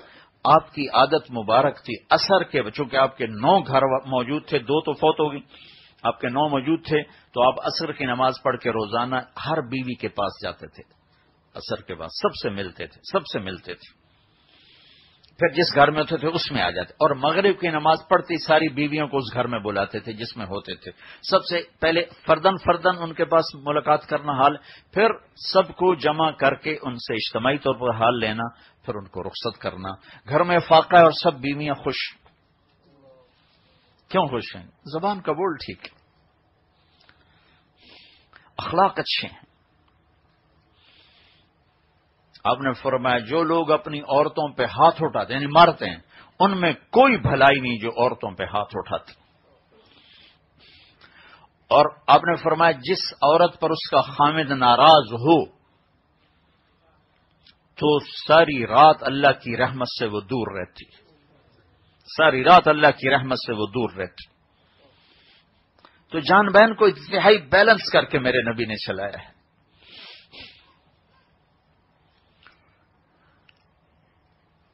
پھر یہاں بھی اب چونکہ تیسری چوتھی نسل آ گئی ہے تو ایک جوائنٹ فیملی سسٹم بنا ہوا ہے. تو پیچھے ماں باپ ہوتے ہیں، آگے اولاد ہوتی ہے، اور بیچ میں میاں بیوی ہوتے ہیں. پیچھے ماں باپ کے اپنے تقاضے ہوتے ہیں، اولاد ہوتی ہے ان کے اپنے تقاضے ہوتے ہیں، میاں بیوی کے آپس کے اپنے تقاضے ہوتے ہیں. ان سب میں اگر ہم اللہ اس کے رسول کی ترتیب پر چلیں گے تو آپ بڑی خوشی کی زندگی گزار سکتے ہیں. میرے ماں باپ کا میرے اوپر پورا حق ہے، میری بیوی پر کوئی نہیں ہے.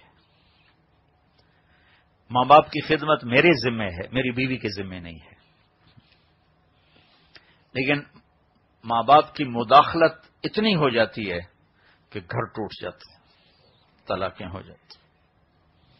میں جس دن آ رہا تھا رات کو لاہور میں، تو 1 بجے فلائٹ، 3 بجے فلائٹ تھی، تو سونا کیا تھا، تو میں جاگ رہا تھا تو ایک بچی کا فون آیا. وہ حج میں ہمارے ساتھ تھی، تو میں نے اس کو کہیں 1-2 دفعہ بیٹی کہہ دیا. کہ مولانا آپ نے مجھے بیٹی کہا تھا تو میں اپنا دکھڑا آپ کو سنانا چاہتی ہوں. میں کہا بتاؤ بیٹا. کہ میں اور میرا خامد آپس میں بہت محبت ہے، لیکن میرا سسر مجھ سے نفرت کرتا ہے. وہ کہتا ہے اس بے غیرت کو میرے گھر سے نکال دے. اتنا کہا کہ اب میرا خامد مجھے میرے ماں باپ کے گھر چھوڑ کے چلا گیا ہے، اور پتہ نہیں کب طلاق ہو جائے، آپ میرا گھر بچا لے. اتنا ماں باپ کا دخل یہ زندگیوں کو تباہ و برباد کر دیتا ہے.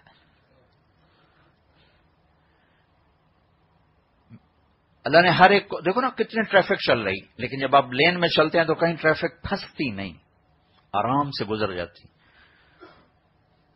اور جہاں پاکستان میں ٹریفک اتنی کوئی نہیں، لیکن وہ آپس سے پھنس جاندے ہیں تو کھلوتے ہیں، ساری رات ٹپا دیں راہ نہیں دیں. تو ایسا ہی اگر فیملی میں ایسا ہونے لگے کہ میں اپنے لین چھوڑ کر بیٹے کی لین میں داخل ہو جاؤں، بہو کی لین میں داخل ہو جاؤں، تو میں ٹریفک جیم کر دوں. اگر میں اپنے راستے پر رہوں تو 10 بچے بھی ہوں تو گھر خوشحال ہوگا. اگر میں اپنے راستے سے ہٹوں گا تو میں 1 بچہ بھی ہوگا تو اس کی زندگی برباد کر دوں. ایک جگہ لاہور یونیورسٹی ہے، ایک UMT، میں نے وہاں بیان کیا، تو اس کے بیان کے بعد ایک بچی کا پیغام آیا کہ آپ سے ملنا چاہتی ہوں. تو برابر والے کمرے میں وہ تھی، تو میں وہاں چلا گیا تو وہ زاروں قطار رو رہی تھی. میں نے پوچھا کیا ہوا، کیوں رو رہی ہوں؟ کہا آپ بہت حقوق بیان کرتے ہیں اور اخلاق بیان کرتے ہیں، لیکن کبھی آپ نے متعلقہ لڑکیوں کے بارے میں تو کچھ بیان نہیں کیا. پہلی دفعہ مجھے اس بچی کے اس بول سے کرنٹ لگا کہ واقعی میں نے اس مضمون کو کبھی بیان نہیں کیا تھا. تو میں نے کہا تم طلاق یافتہ ہو؟ کہ جی مجھے طلاق ہوئی. بالکل جوان تھے. میں نے کہا کیا طلاق کی وجہ ہے؟ کہ کچھ بھی نہیں، میں اپنے سسر کو پسند نہیں آئی. ہم میاں بیوی بہت خوشحال تھے، لیکن میرا سسر کہتا ہے مینو چنگی نہیں لگتی، انو طلاق دے دے. تو آخر 3 سال کے بعد میرے خامد نے مجھے طلاق دے دی. تو پھر میں نے حدیث تو میں نے پڑھی تھی، بیان سے نکل گئی تھی، میں نے اس حدیث کو بیان کرنا شروع کیا کہ آپ نے فرمایا تمہیں بتاؤں سب سے اعلیٰ درجے کا صدقہ کیا ہے؟ سب سے اعلیٰ درجے کا صدقہ کیا ہے؟ تو صحابہ نے کہا جی کیا؟ الابنۃ المردودہ، جس کی بچی کو طلاق ہو گئی اور وہ اجڑ کے گھر آ گئی، اس پہ خرچ کرنا سب سے اعلیٰ درجے کا صدقہ ہے۔ چونکہ ماں باپ بھی بوجھ سمجھتے ہیں، بھائی بھی بوجھ سمجھتے ہیں، تو جو اس پہ خرچ کرے گا، آپ نے فرمایا سب سے اعلیٰ درجے کا صدقہ اس بچی پہ خرچ کرنا۔ اور آپ کی شادیوں میں صرف حضرت عائشہ رضی اللہ تعالیٰ عنہا کنواری ہیں، باقی سب یا مطلقہ ہیں یا بیوہ ہیں، یا مطلقہ ہیں یا بیوہ ہیں۔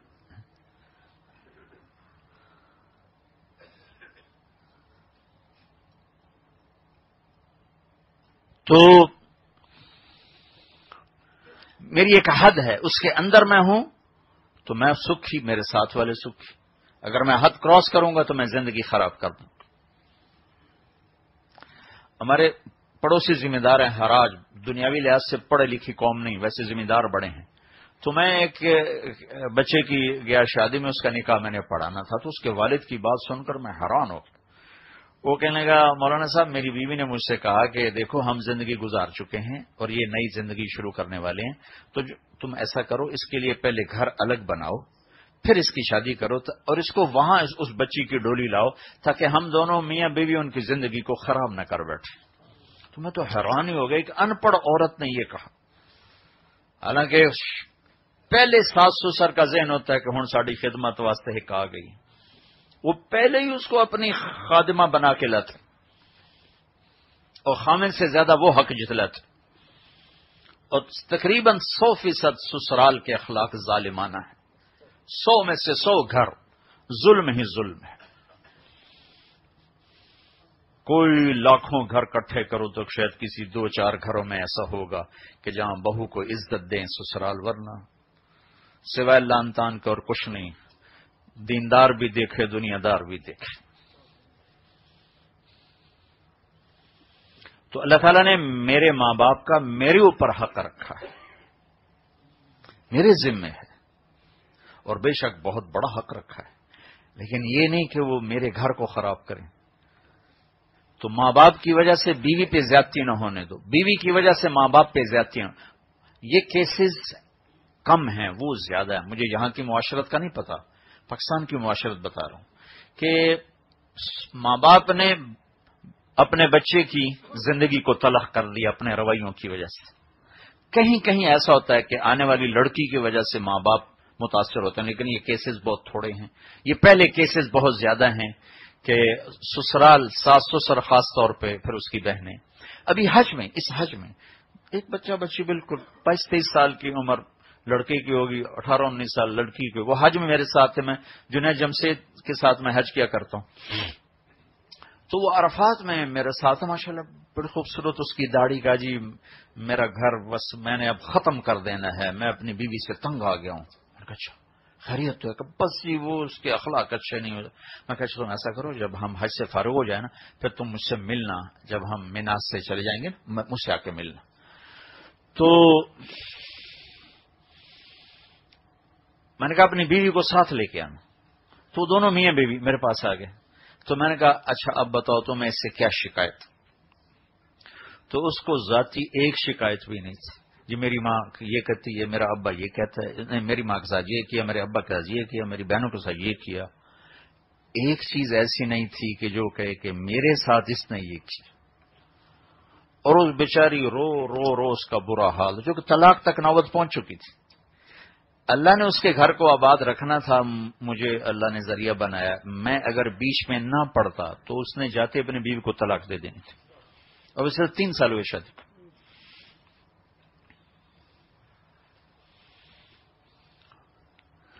ایک سال تک بچہ نہیں ہوا تو ساس نے قیامت قائم کر دی کہ کیسی منحوس آئی ہے، کیسی منحوس آئی ہے، کیسی منحوس آئی ہے۔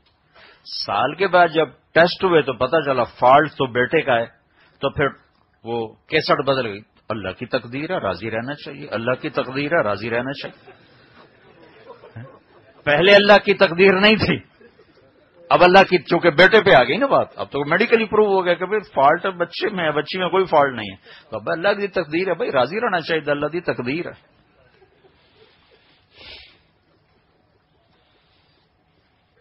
تو اگر اللہ نے ساس سسر بنایا ہے تو ایسے مت بنو کہ اب اپنی بہو کو اپنے تابع کرنا چاہو۔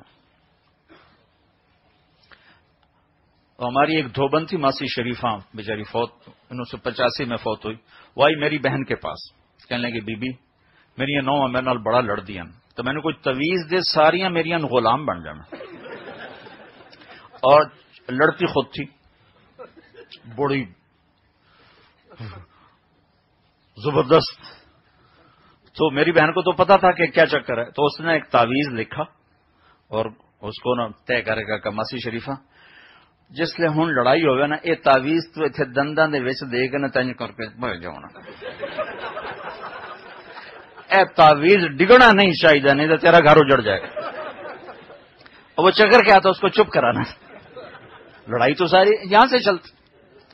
تو ایک ہفتے بعد آ گئے، کبھی بھی تو مینو ایو جہا تویز دیتا ہے، ساریاں لڑائیاں مک گئی ہیں، کیوں جو ماسی آپ چپ ہو گئی، ماسی چپ تو لڑائی ختم۔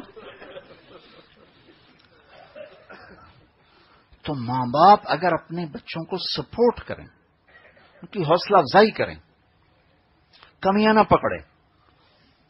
میں ایک بچے کو اربوں پتی آدمی کا بیٹا،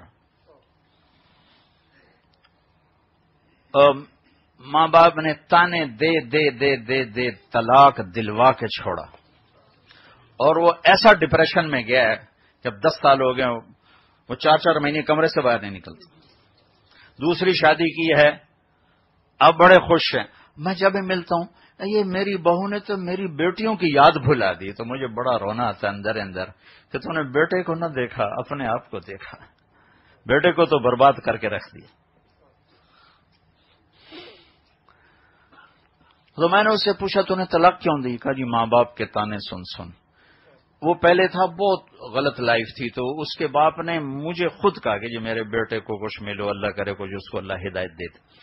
تو ہم اسے ملتے رہے، اللہ کے فضل سے وہ 3 چلے کے لیے نکل گیا، پھر اللہ نے اس کی زندگی کو بہت خوبصورت بنا دیا، پھر شادی ہو گئی۔ تو اب میں نے کہا جی کیوں طلاق دی؟ کہا مولانا جب میں جب ساری رات باہر رہتا تھا تو کبھی میرے ماں باپ نے مجھ سے نہیں پوچھا تھا کدھر ہو کیسے ہو۔ جب شادی ہوئی تو اب روزانہ ساڑھے کول تو بیٹھ دے نہیں، بیوی دی کچھ چی بڑھیا رہ جاندے، ساڑھے کول تو بیٹھ دے نہیں، بیوی دی کچھ چی بڑھیا رہ جاندے۔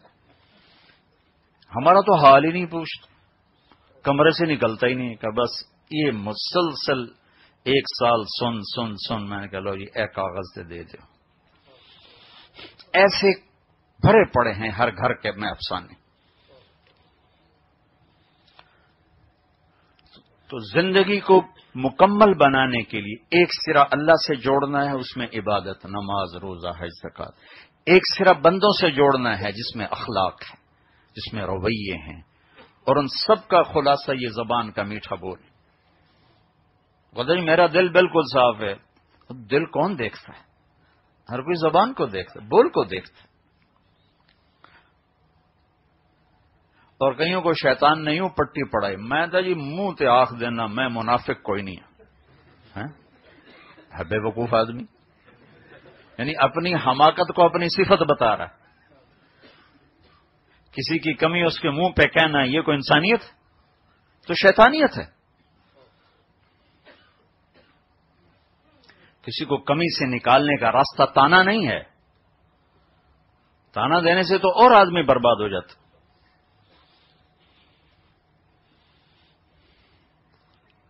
تو محبت دینا ہے، محبت دینا ہے، محبت دینا ہے۔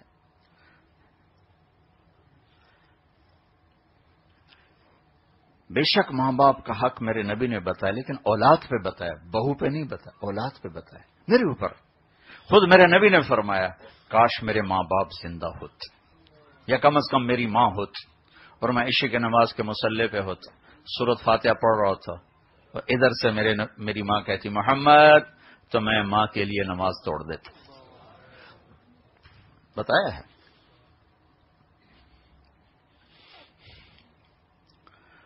اور آپ نے فرمایا باپ تیرا جنت کا دروازہ ہے، چاہے تو توڑ دے چاہے تو کھول لے، خدمت کرے گا تو کھل جائے گا، ناراض کرے گا تو ٹوٹ جائے گا۔ ایک صحابی حضرت علقمہ، ان کی بیوی نے پیغام بھیجا کہ یا رسول اللہ، علقمہ موت کے کنارے ہیں، کلمہ نہیں پڑا جا رہا، تو آپ تیزی سے آئے اور ان کو کہا بیٹا کہو لا الہ الا اللہ، کہلوانے والا نبی اور کہنے والا صحابی، ہم کا کہو لا الہ الا اللہ، کا یہ نہیں کہا جا رہا، زبان پہ نہیں آ رہا، باتیں دوسری کر رہے ہیں، کلمہ نہیں زبان پہ آ رہا۔ تو آپ نے کہا اس کے ماں باپ میں کوئی ہے کہ جی ماں ہے؟ آپ نے پوچھا ناراض ہے؟ کہا ہاں جی ناراض ہے۔ تو آپ نے فوراً ان کی ماں کو بلوایا اور کہا کہ تمہیں علقمہ سے کیا شکایت؟ کہا جی اور تو کوئی نہیں، بہت نیک ہے، میرے ساتھ بدتمیز ہو کے بولتا، بس یہ شکایت، سخت بولتا ہے میرے ساتھ۔ تو آپ نے کہا اسے معاف کر، کہا میرا جی نہیں چاہتا۔ کہا اگر میں اسے آگ لگاؤں پھر سفارش کرو گی؟ کہا پھر تو کروں گی۔ کہا کہ تو نے معاف نہ کیا تو اللہ ہی سے جلا دے گا آگ میں۔ کہنے اچھا میں معاف کرتی ہوں۔ جب انہوں نے کہا میں معاف کرتی ہوں، آپ نے کہا بیٹا کہو لا الہ الا اللہ، تو اس نے کلمہ پڑھا اور جان نکل گئی۔ پھر آپ نے ان کا جنازہ خود پڑھایا اور ان کے دفن ہونے میں بھی آپ شریک ہوئے۔ پھر آپ نے سب سے کہا کہ دیکھو جس نے ماں باپ کو تنگ کیا اس پہ اللہ کی لعنت، فرشتوں کی لعنت، زمین آسمان کی لعنت۔ تو یہ سارے حقوق اولاد کے لیے آ رہے ہیں، بہو کے لیے نہیں، اولاد کے لیے آ رہے ہیں، تو ہم اس کو مکس کر دیتے ہیں۔ اور پھر جو کہ یہاں تھوڑا سا آزادی کا ماحول ہے، اب تو پاکستان کا بھی یہی حال ہے، ایک دوسرے کی برداشت نہیں ہے تو جلدی طلاقیں، جلدی طلاقیں، جلدی طلاقیں، گھر ٹوٹ رہے ہیں۔ پہلا ماں باپ نے سکھانا ہوتا ہے بیٹے کو کہ بیٹا تم کسی کی جب بیٹی لاؤ گے تو تم نے زندگی کیسے گزارنی، وہ نہیں سکھاتے۔ بیٹی والوں نے سکھانا ہوتا ہے بیٹی جب تم نے کسی کے گھر جانا ہے تو زندگی کیسے گزارنی، وہ نہیں سکھاتے۔ تو وہ دونوں بالکل اناڑی ہوتے ہیں زندگی شروع کرنے سے پہلے۔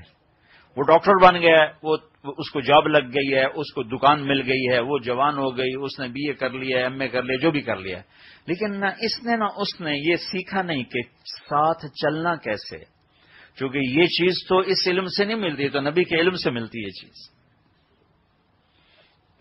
ہمارے نبی پاک صلی اللہ علیہ وسلم کی عادت تھی جب آپ لیٹ آتے تھے گھر میں تو آپ بڑے آہستہ سے اندر آتے کہ کسی کی آنکھ نہ کھلے، اور آپ اتنی آواز میں السلام علیکم کہتے تھے کہ جاگنے والا سن لے اور سوئے ہوئے کی آنکھ نہ کھلے، اتنا خیال۔ اور جب آپ تہجد میں اٹھتے تھے تو اتنے آہستہ سے اٹھتے تھے کہ عائشہ کی آنکھ نہ کھلے یا جس بیوی کے گھر میں اس کی آنکھ نہ کھلے۔ اور پھر آپ نے فرمایا تم میں اگر کوئی، وہ زمانہ تھا نا جب اطلاع نہیں تھی، جب تم میں کوئی گھر واپس آئے اور اسے شام ہو جائے تو گھر نہ جائے، باہر ہی کہیں سو جائے، صبح گھر جائے تاکہ گھر والوں کو تکلیف نہ ہو۔ سبحان، کیا خوبصورت زندگی بتائی ہے میرے محبوب نے۔ پھر اگلا سٹیپ اولاد کا ہے، تو اولاد کے لیے ٹائم نکالنا، ان کے ساتھ دوستی لگانا، ان کو محبت دینا، اس سے جو نتیجہ آئے گا وہ سختی سے نہیں آئے گا، شدت سے نہیں آئے گا۔ حسن حسین کے ساتھ آپ نے اس طرح زندگی گزاری جیسے ایک باپ بچوں کے ساتھ گزارتا ہے، حالانکہ آپ کا مقام کیا ہے۔ اب حضرت حسن رضی اللہ عنہ کو ایسے یوں زبان دکھا دکھا کے نا ان سے کھیلتے تھے، یوں کیا کرتے تھے، تو وہ چھوٹے تھے تو وہ آپ کی زبان، جتنی زبان میں سرخی ہو اتنی وہ صحت کی علامت ہوتی، کوئی طے نہیں تھی، تو وہ سرخ زبان دے کر وہ سمجھتے کوئی کھانے کیجیے تو یوں جھپٹا مارنے کی کوشش کرتے تھے کہ دو جہان کا سردار بچوں کے ساتھ کیسے زندگی گزار۔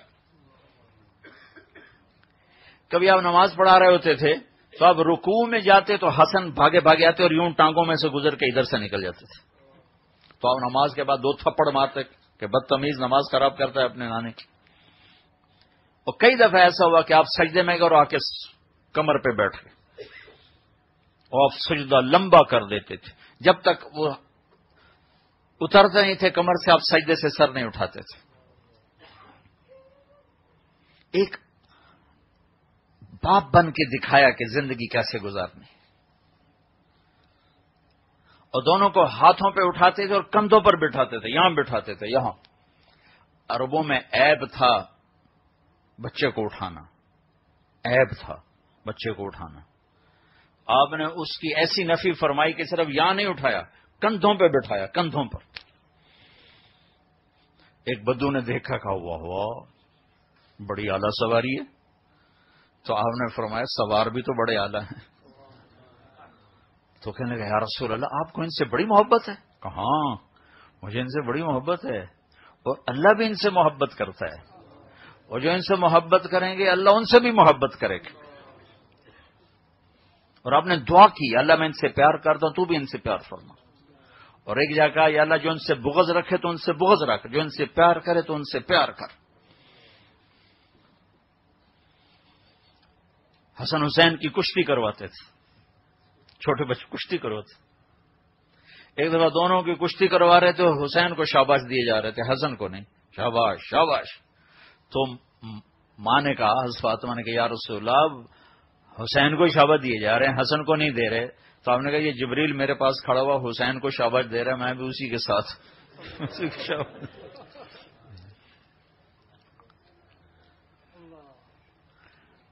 تو بھائیو، زندگی کو خوشحال بنانے کا راستہ پیسہ نہیں ہے، زندگی کو خوشحال بنانے کا راستہ رویے ہیں، اچھے اخلاق، درگزر ہے، معاف کرنا ہے، ہر وقت ٹوکنا، ہر وقت ٹوکنا، یہ نفرت کی ابتدا ہے، نفرت کی جڑ بیٹھ جائے گی۔ اگر بیوی خامند کو ٹوکے، خامند بیوی کو ٹوکے، میاں بیوی اولاد کو ٹوکیں، زندگی ختم ہو جائے گی۔ لائف کوالٹی بنانی ہے تو رویے ٹھیک کرو، اور سب رویوں کا خلاصہ آخر میں آخری بات بتاتا ہوں، وہ یہ زبان ہے، زبان کا بول میٹھا کر لو۔ میرے نبی نے حضرت معاذ بن جبل سے فرمایا معاذ تمہیں سارے دین کا خلاصہ بتاؤں؟ کہا جی کیا؟ تو آپ نے یوں کیا کہ یہ زبان، یہ کیا اسے قابو میں رکھ۔ تو کہنے لگے یا رسول اللہ زبان کے بول پہ پکڑ ہوگی؟ کہا واہ واہ، سب سے زیادہ جہنم میں زبان ہی دھکا دے گی۔ ایک میٹھا بول ساری دنیا کے شہد کٹھے کروں تو اس سے زیادہ مٹھاس ہے، اور ایک کڑوا بول ساری دنیا کا سمندر کی کڑواہٹ کٹھی کرو تو اس کی زیادہ ہے۔ ساری دنیا کا زہر وہ تباہی نہیں لاتا جتنا ایک زہریلا بول تباہی لاتا۔ ساری دنیا کا شہد وہ مٹھاس نہیں دیتا جتنا زبان کا ایک میٹھا بول مٹھاس دیتا۔ تو بھائیو، سرات بھی ہیں، آپ بھی ہیں، اور آپ لوگ ماشاءاللہ ایک فیملی بن چکے، آپ کی تیسری چوتھی نسل یہاں ہے۔ آپس کے رویے ٹھیک کرو، بازار میں کام کرتے ہو تو حلال کام کرو، حرام نہ کرو۔ جاب کرتے ہو، کاروبار کرتے ہو، جھوٹ نہ بولو، دھوکہ نہ دو، فراڈ نہ کرو۔ یہاں کی حکومتیں تم پر خرچ کرتی ہیں، ٹیکس نہ بچاؤ، ٹیکس میں چوری نہ کرو۔ ہمارے ملکوں میں چوری ہوتی ہے، کچھ نیتیں خراب ہیں، کچھ حکومتیں بھی خراب ہیں، وہ لگاتے ہی نہیں یا بہت تھوڑا لگاتے۔ لیکن یہاں تو ٹیکس چرانے کا کوئی جواز نہیں، یہاں تو آپ پہ لگایا جاتا ہے۔ پھر ایسے غلط پیپر بنا کے کوئی دو نمبری کام نہ کر جس سے تمہارا ضمیر تمہیں ملامت کرے، کل اللہ کی بارگاہ ملامت ہو۔ تمہیں قصہ سنوں، یاد آیا، احسان دانش کی کتاب ہے آپ بیتی ہے اس کی، تو اس میں اس نے واقعہ لکھا ہے کہ دلی میں ایک جیب کترا تھا، اس کی پوری ٹیم تھی جو شام کو آ کر اس کو کمائی دیتی تھی۔ تو ایک دن ایک اس کا چیلا 2 روپے لے کر آیا۔ یہ ہے جب انگریز کی حکومت تھی، جب برطانیہ کا راج تھا، تو اس کو ڈانٹا، کیا صرف 2 روپے اتنے تھوڑے کیوں؟ کفساد جی آج بڑا مال کمایا تھا، دیکھو ایک انگریز کی جیب کاٹی تھی۔ لیکن جب میں 4 قدم چلا تو مجھے خیال آیا کہ اگر قیامت کے دن عیسیٰ علیہ السلام نے میرے نبی کو تانا دے دیا کہ آپ کے امتی نے میری امت کی جیب کاٹی، تو میں اپنے نبی کو کیا جواب دوں گا؟ تو میں شرم سے پانی پانی ہو گیا، اور میں نے جا کر اس کو وہ واپس کر دیے، اور یہ اپنے کی جیب کاٹ کے لایا۔ تو گرو نے اس کو نا 10 روپے انعام دیا پارٹیشن سے پہلے کی بات ہے، اس کو 10 کا یہ تیرا انعام ہے جو تو نے آج یہ کام کیا. تو تم اپنے نبی کے لیے کوئی تانا لینے والے نہ بن جاؤ کہ کل کو عیسیٰ علیہ السلام کہیں کہ آپ کے امتی کیا کرتے رہے میری امت کے ساتھ. تو کوئی 2 نمبری نہ کرو. یہ اخلاق اور رویوں کا حصہ ہے. اپنا ٹیکس کی چوری نہ کرو، چیٹنگ نہ کرو، کاغذات بنانے کے لیے کوئی غلط قدم نہ اٹھاؤ. یہاں کی لڑکیوں سے شادیاں کر لیتے ہیں کہ پیپر بن جائیں، پیپر بن جائیں. یہ ظلم اور ستم نہ کرو. کہ دین سے ہم کسی کو متنفر نہ کریں. اگر ہم کسی کو قریب نہیں کر سکتے دور بھی نہ کریں.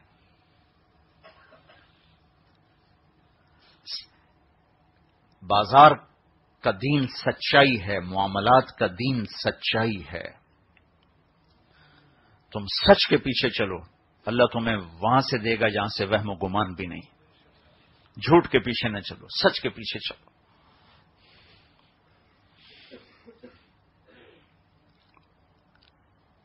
یہ چند ایک چیزیں ہیں بس، ان کا اگر آپ خیال کرو گے تو زندگی بہت اعلیٰ ہو جائے. لیکن یہ تربیت سے نکل کر یہ چیز آتی ہے، ایسے نہیں آتی. میری 1.5 گھنٹے کی بات سے کیسے ہوگا؟ ویسے اللہ تو چاہے تو کر دے، اس کے لیے کیا مشکل. لیکن اسباب کی دنیا ہے، سیکھنا پڑتا ہے. میں نے پورا دین آپ کو 1.5 گھنٹے میں بتایا ہے. یہ تبلیغ اس کو سیکھنے کی محنت. تو اس کے لیے وقت دیا کرو. ایک دفعہ 4 مہینے لگا لو، پھر ہر مہینے 40 دن لگاتے رہو. مہینے میں 1 ویکینڈ نکالتے رہو. اور یہاں قریب تمہارا مرکز ہے، جمعرات کو وہاں جایا کرو، بیان سنو، رات قیام کرو. نہیں کر سکتے واپس آ جاؤ. یہ تھوڑا سا ہے. اور 24 گھنٹے کی زندگی کی ترتیب میں نے بتا دی ہے. زبان کے رویے. اور ایک بات اور کہہ کے پھر ہم بات ختم کرتے. اپنے دل کو سب کے بغض سے صاف رکھو. کسی کی کمی دل میں نہ لاؤ. کوئی زیادتی کر جائے معاف کرو. دنیا میں کوئی ایسا انسان، کوئی عورت ایسی نہ ہو جو کسی عورت سے بولتی نہ ہو کہ میری تو اس سے لڑائی ہے، میں نے بات نہیں کرنی. کوئی شخص ایسا نہ ہو جو کسی سے بائیکاٹ ہو کہ میں نے اس سے بات نہیں کرنی، میرا اس سے قطع تعلق ہے. یہ نہ کرنا. کوئی تم سے کاٹے تو جوڑو، کاٹے جوڑو، کاٹے جوڑو. نہ خود کٹو نہ کسی کو کاٹو. تو یہ وہ عمل ہے جو تمہیں قیامت کے دن بغیر حساب کے جنت میں پہنچا دے گا. اپنے دل کو صاف رکھو. معاف کیا، معاف کیا. اللہ سے لیں گے، تم سے نہیں. اللہ سے لیں گے، تم سے نہیں. تو سارے بھائی نیت کرتے ہو. اب اس مہینے کے اندر یا اگلے مہینے کے اندر یا سال کے اینڈ تک، اب سال ختم ہونے والا ہے، جو بھائی 4 مہینے کے لیے نکل سکتے ہو، چلے کے لیے نکل سکتے ہو، ذرا کھڑے ہو کر اپنے ناموں کا اظہار فرما.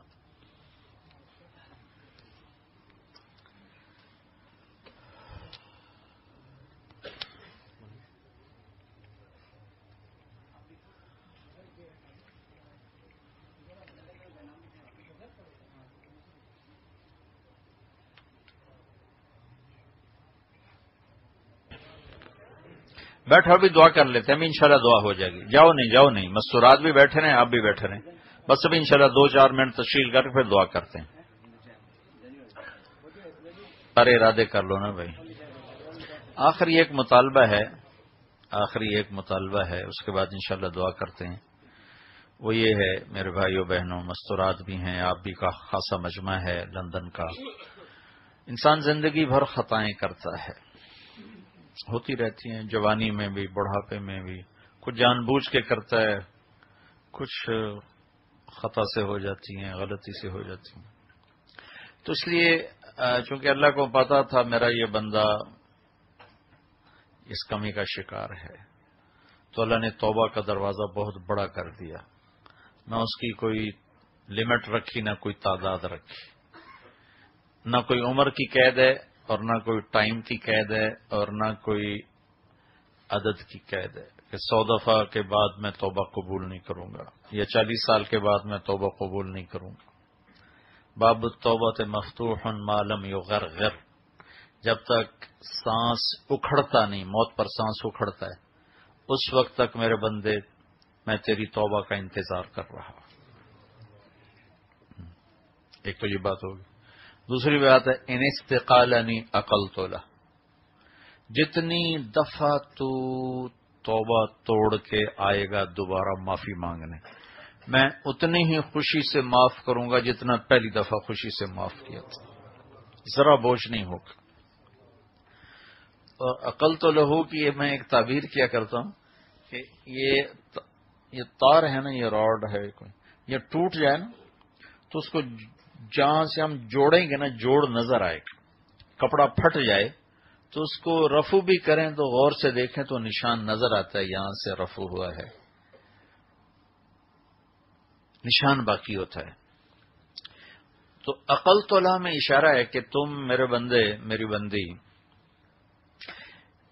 جتنی دفعہ اپنی توبہ کا برتن توڑ کے لاؤ گے نا، کوئی اللہ میں معافی مانگتا ہوں اسے دوبارہ جوڑ دے، تو میں وہ برتن 100 دفعہ ٹوٹا ہو یا وہ 1000 دفعہ ہو یا 1,00,000 دفعہ ہو، تو جب بھی تو آئے گا نا تو میں اس کو اس طرح اپنی رحمت سے جوڑوں گا، پینٹ کروں گا کہ وہ ٹوٹا ہوا نظر ہی نہیں آئے گا. ہر دفعہ نیا کر کے واپس کروں گا، ہر دفعہ نیا کر کے واپس کروں گا، اور ہر دفعہ تیرے آنے کی اتنی خوشی ہوگی جتنی پہلی دفعہ ہوئی تھی. قارون کا نام آپ نے سنا نا، قارون کا اللہ نے قرآن میں بھی نام ذکر کیا ہے. ان قارون کان من قوم موسیٰ، 2 رکوع اس کی کہانی کے سنائے ہیں. تو اس کا بڑا جرم تھا، اس نے موسیٰ علیہ السلام پہ برائی کی تہمت لگائی تھی. تو موسیٰ علیہ السلام کو جلال آ گیا تو اللہ تعالیٰ نے کہا موسیٰ زمین کو حکم دے، جو کہے گا کرے گی. تو موسیٰ علیہ السلام نے زمین سے کہا اس کو پکڑو، تو اس نے زمین نے اس کو کھینچا تو اسے پتا چل گیا کہ میں گیا. تو موسیٰ علیہ السلام کی منت کرنے لگا مجھے معاف کر دو. موسیٰ علیہ السلام نے کہا اور پکڑو زمین سے، تو اور نیچے چلا گیا. وہ پھر کہنے لگا مجھے معاف کر دو، میں توبہ آئندہ نہیں کروں گا. موسیٰ علیہ السلام نے کہا اور پکڑو.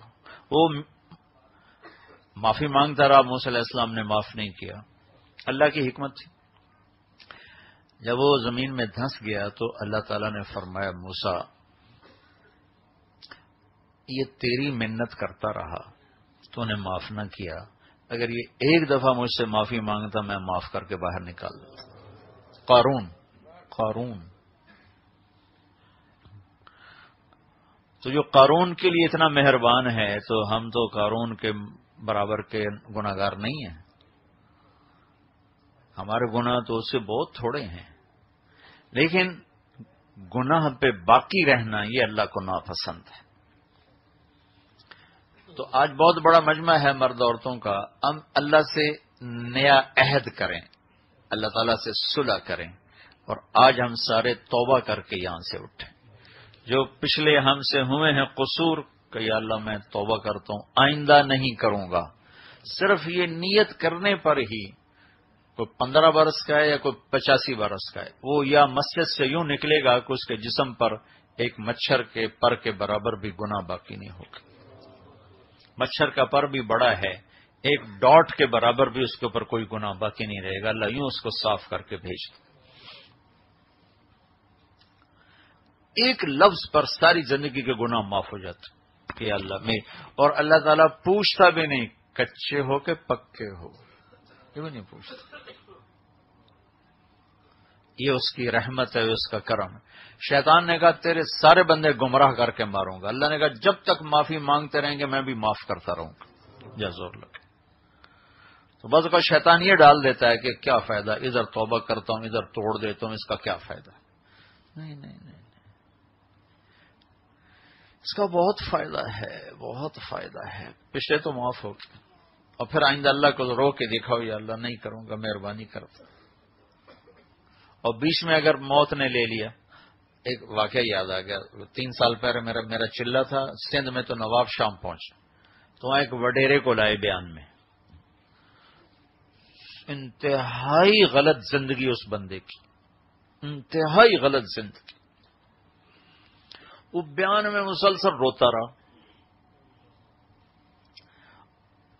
اور جب میں نے یہ توبہ کروائی تو سب سے زیادہ زور سے اس نے کہا یا اللہ میری توبہ. وہ گھر واپس گیا تو اپنے نوکروں سے بھی کہنے لگا کہ میں نے آج توبہ کی. رات کو مر گیا, سیدھا گیا جنت میں. نہ پلے نماز ہے نہ روزہ. ظلم الگ, سندھ کے وڈیروں کے کتنے ظلم ہیں.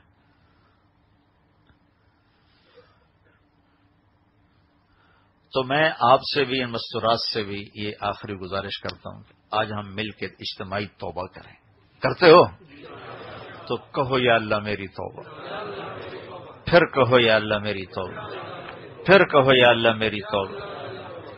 اگر بھائی بہنوں آپ نے یہ دل سے کہا ہے تو آپ کو مبارک ہو, آپ کے سب اللہ نے معاف کر دیا. آئندہ کبھی ہو جائے تو پھر معافی مانگ لینا, پھر معاف ہو جائے. درود شریف پڑھو. اللہم لک الحمد کما انت اہلہ فصلی علی محمد کما انت اہلہ وفعل بنا ما انت اہلہ انک اہل التقوی و اہل المغفرہ. یا اللہ تو ہمیں اپنا بنا لے اور ہمارا بن جا. یا اللہ قدم قدم تیرے نافرمانیاں کی, تیرے حکم توڑے, تیرے نبی کے طریقوں کو توڑا. ہم تجھ سے معافی مانگتے ہیں, ہمیں معاف فرما دے. یا اللہ یہ جتنا مجمع تیرے بارگاہ میں ہاتھ اٹھائے ہوئے ہے, مردوں کا عورتوں کا, یا اللہ ہم سب کے اگلے پچھلے نئے پرانے صغیرہ کبیرہ گناہ معاف فرما دے اور ہماری نسلوں کو بھی معاف فرما دے. اور یا اللہ یہ تیرے محبوب کی امت کا مجمع ہے, ان کے نسلوں کی, ان کے ایمان کی, اخلاق کی, دنیا کی, ہر چیز کی حفاظت فرما. انہیں معاشرے میں بہترین انسان بنا کے چلا. یا اللہ ان کے خاندان مثالی خاندان بنا دے, ان کے گھرانے مثالی گھرانے بنا دے, ان کی اولادوں کو دین کا پرچم اٹھانے والا بنا دے, دین کے مطابق چلنے والا بنا دے. جو یہاں زیر زمین چلے گئے ایمان کے ساتھ اور قبروں میں ہیں, ان کی قبروں کو نور سے روشن فرما دے. اور یا اللہ جب ہمارے جانے کا وقت آئے تو ایمان پر ہمارا خاتمہ فرما اور ایمان کی زندگی کے ساتھ ہمیں دنیا سے رخصت فرما. یا اللہ ہمیں موذی امراض سے بچا, مہلک امراض سے بچا, دکھ درد والی زندگی سے بچا, تنگ دستی والی زندگی سے بچا. ہمیں یا اللہ ایمان کی کشادگی بھی عطا فرما اور مال کی کشادگی بھی عطا فرما. یا اللہ ہمارے جسم کو بیماریوں سے محفوظ فرما, مختلف قسم کے دردوں سے محفوظ فرما, سر سے لے کر پاؤں تک ہر عضو کو سلامت فرما. یا اللہ ہمارے سر کو, آنکھوں کو, کانوں کو, بالوں کو, جسم کو, ناخن تک کو, ہڈیوں کو, یا اللہ پٹھوں کو, ہر چیز کو ہر قسم کی آفات سے محفوظ فرما. یا اللہ کسی کا محتاج بنائے بغیر واپسی مقدر فرما, کسی کا محتاج بنائے بغیر ہماری واپسی مقدر فرما. اور یا اللہ اپنے فضل و کرم سے پوری دنیا کے انسانوں کو ایمان کی دولت نصیب فرما اور پوری دنیا کے آخری کنارے تک اپنا پیغام پہنچانے والا ہمیں بنا. یہ جتنا مجمع آیا ہے ان کے دل میں جتنی تمنائیں ہیں, یا اللہ تو بہتر جانتا ہے, سمجھتا ہے. زبان سے کہیں یا نہ کہیں تیرا جاننا ہی کافی ہے. اور یا اللہ اندر کی کیفیت ہی سوال اور دعا ہے. اس سب مجمع کی, مردوں کی, عورتوں کی اندر میں جو دبی ہوئی چھپی ہوئی فریادیں ہیں, تمنائیں ہیں, اور تیری بارگاہ میں وہ نافرمانیاں نہیں ہیں, تو اپنے فضل سے انہیں قبول فرما. اس مسجد کو مکمل فرما, اس کی تعمیر کو مکمل فرما, اس کی ضروریات کو غیب سے پورا فرما. یہ جتنے بھی بڑی بنے اسے نمازیوں کے ساتھ بھر دے. اور یا اللہ سارے برطانیہ کی مساجد کو نمازیوں سے آباد فرما. یہاں جتنے لوگ آباد ہیں ان کے آپس میں اچھے سلوک پیدا فرما, ان میں محبتیں پیدا فرما, ان کی آپس کی عداوتیں, نفرتیں ختم فرما, جھوٹ کو, خیانت کو, بددیانتی کو ختم فرما, سچائی کو, صدق کو, امانت کو زندہ فرما. میاں بیوی میں آپس میں الفت محبت پیدا فرما, اولاد ماں باپ میں آپس میں الفت محبت پیدا فرما, پڑوسیوں کے ساتھ حسن سلوک کرنے والا بنا, اپنے اور پرائے کا درد دل میں رکھنے والا بنا. یا اللہ ربنا آتنا فی الدنیا حسنہ وفی الآخرۃ حسنۃ وقنا عذاب النار. وصلی اللہ تعالی علی النبی الکریم. آمین.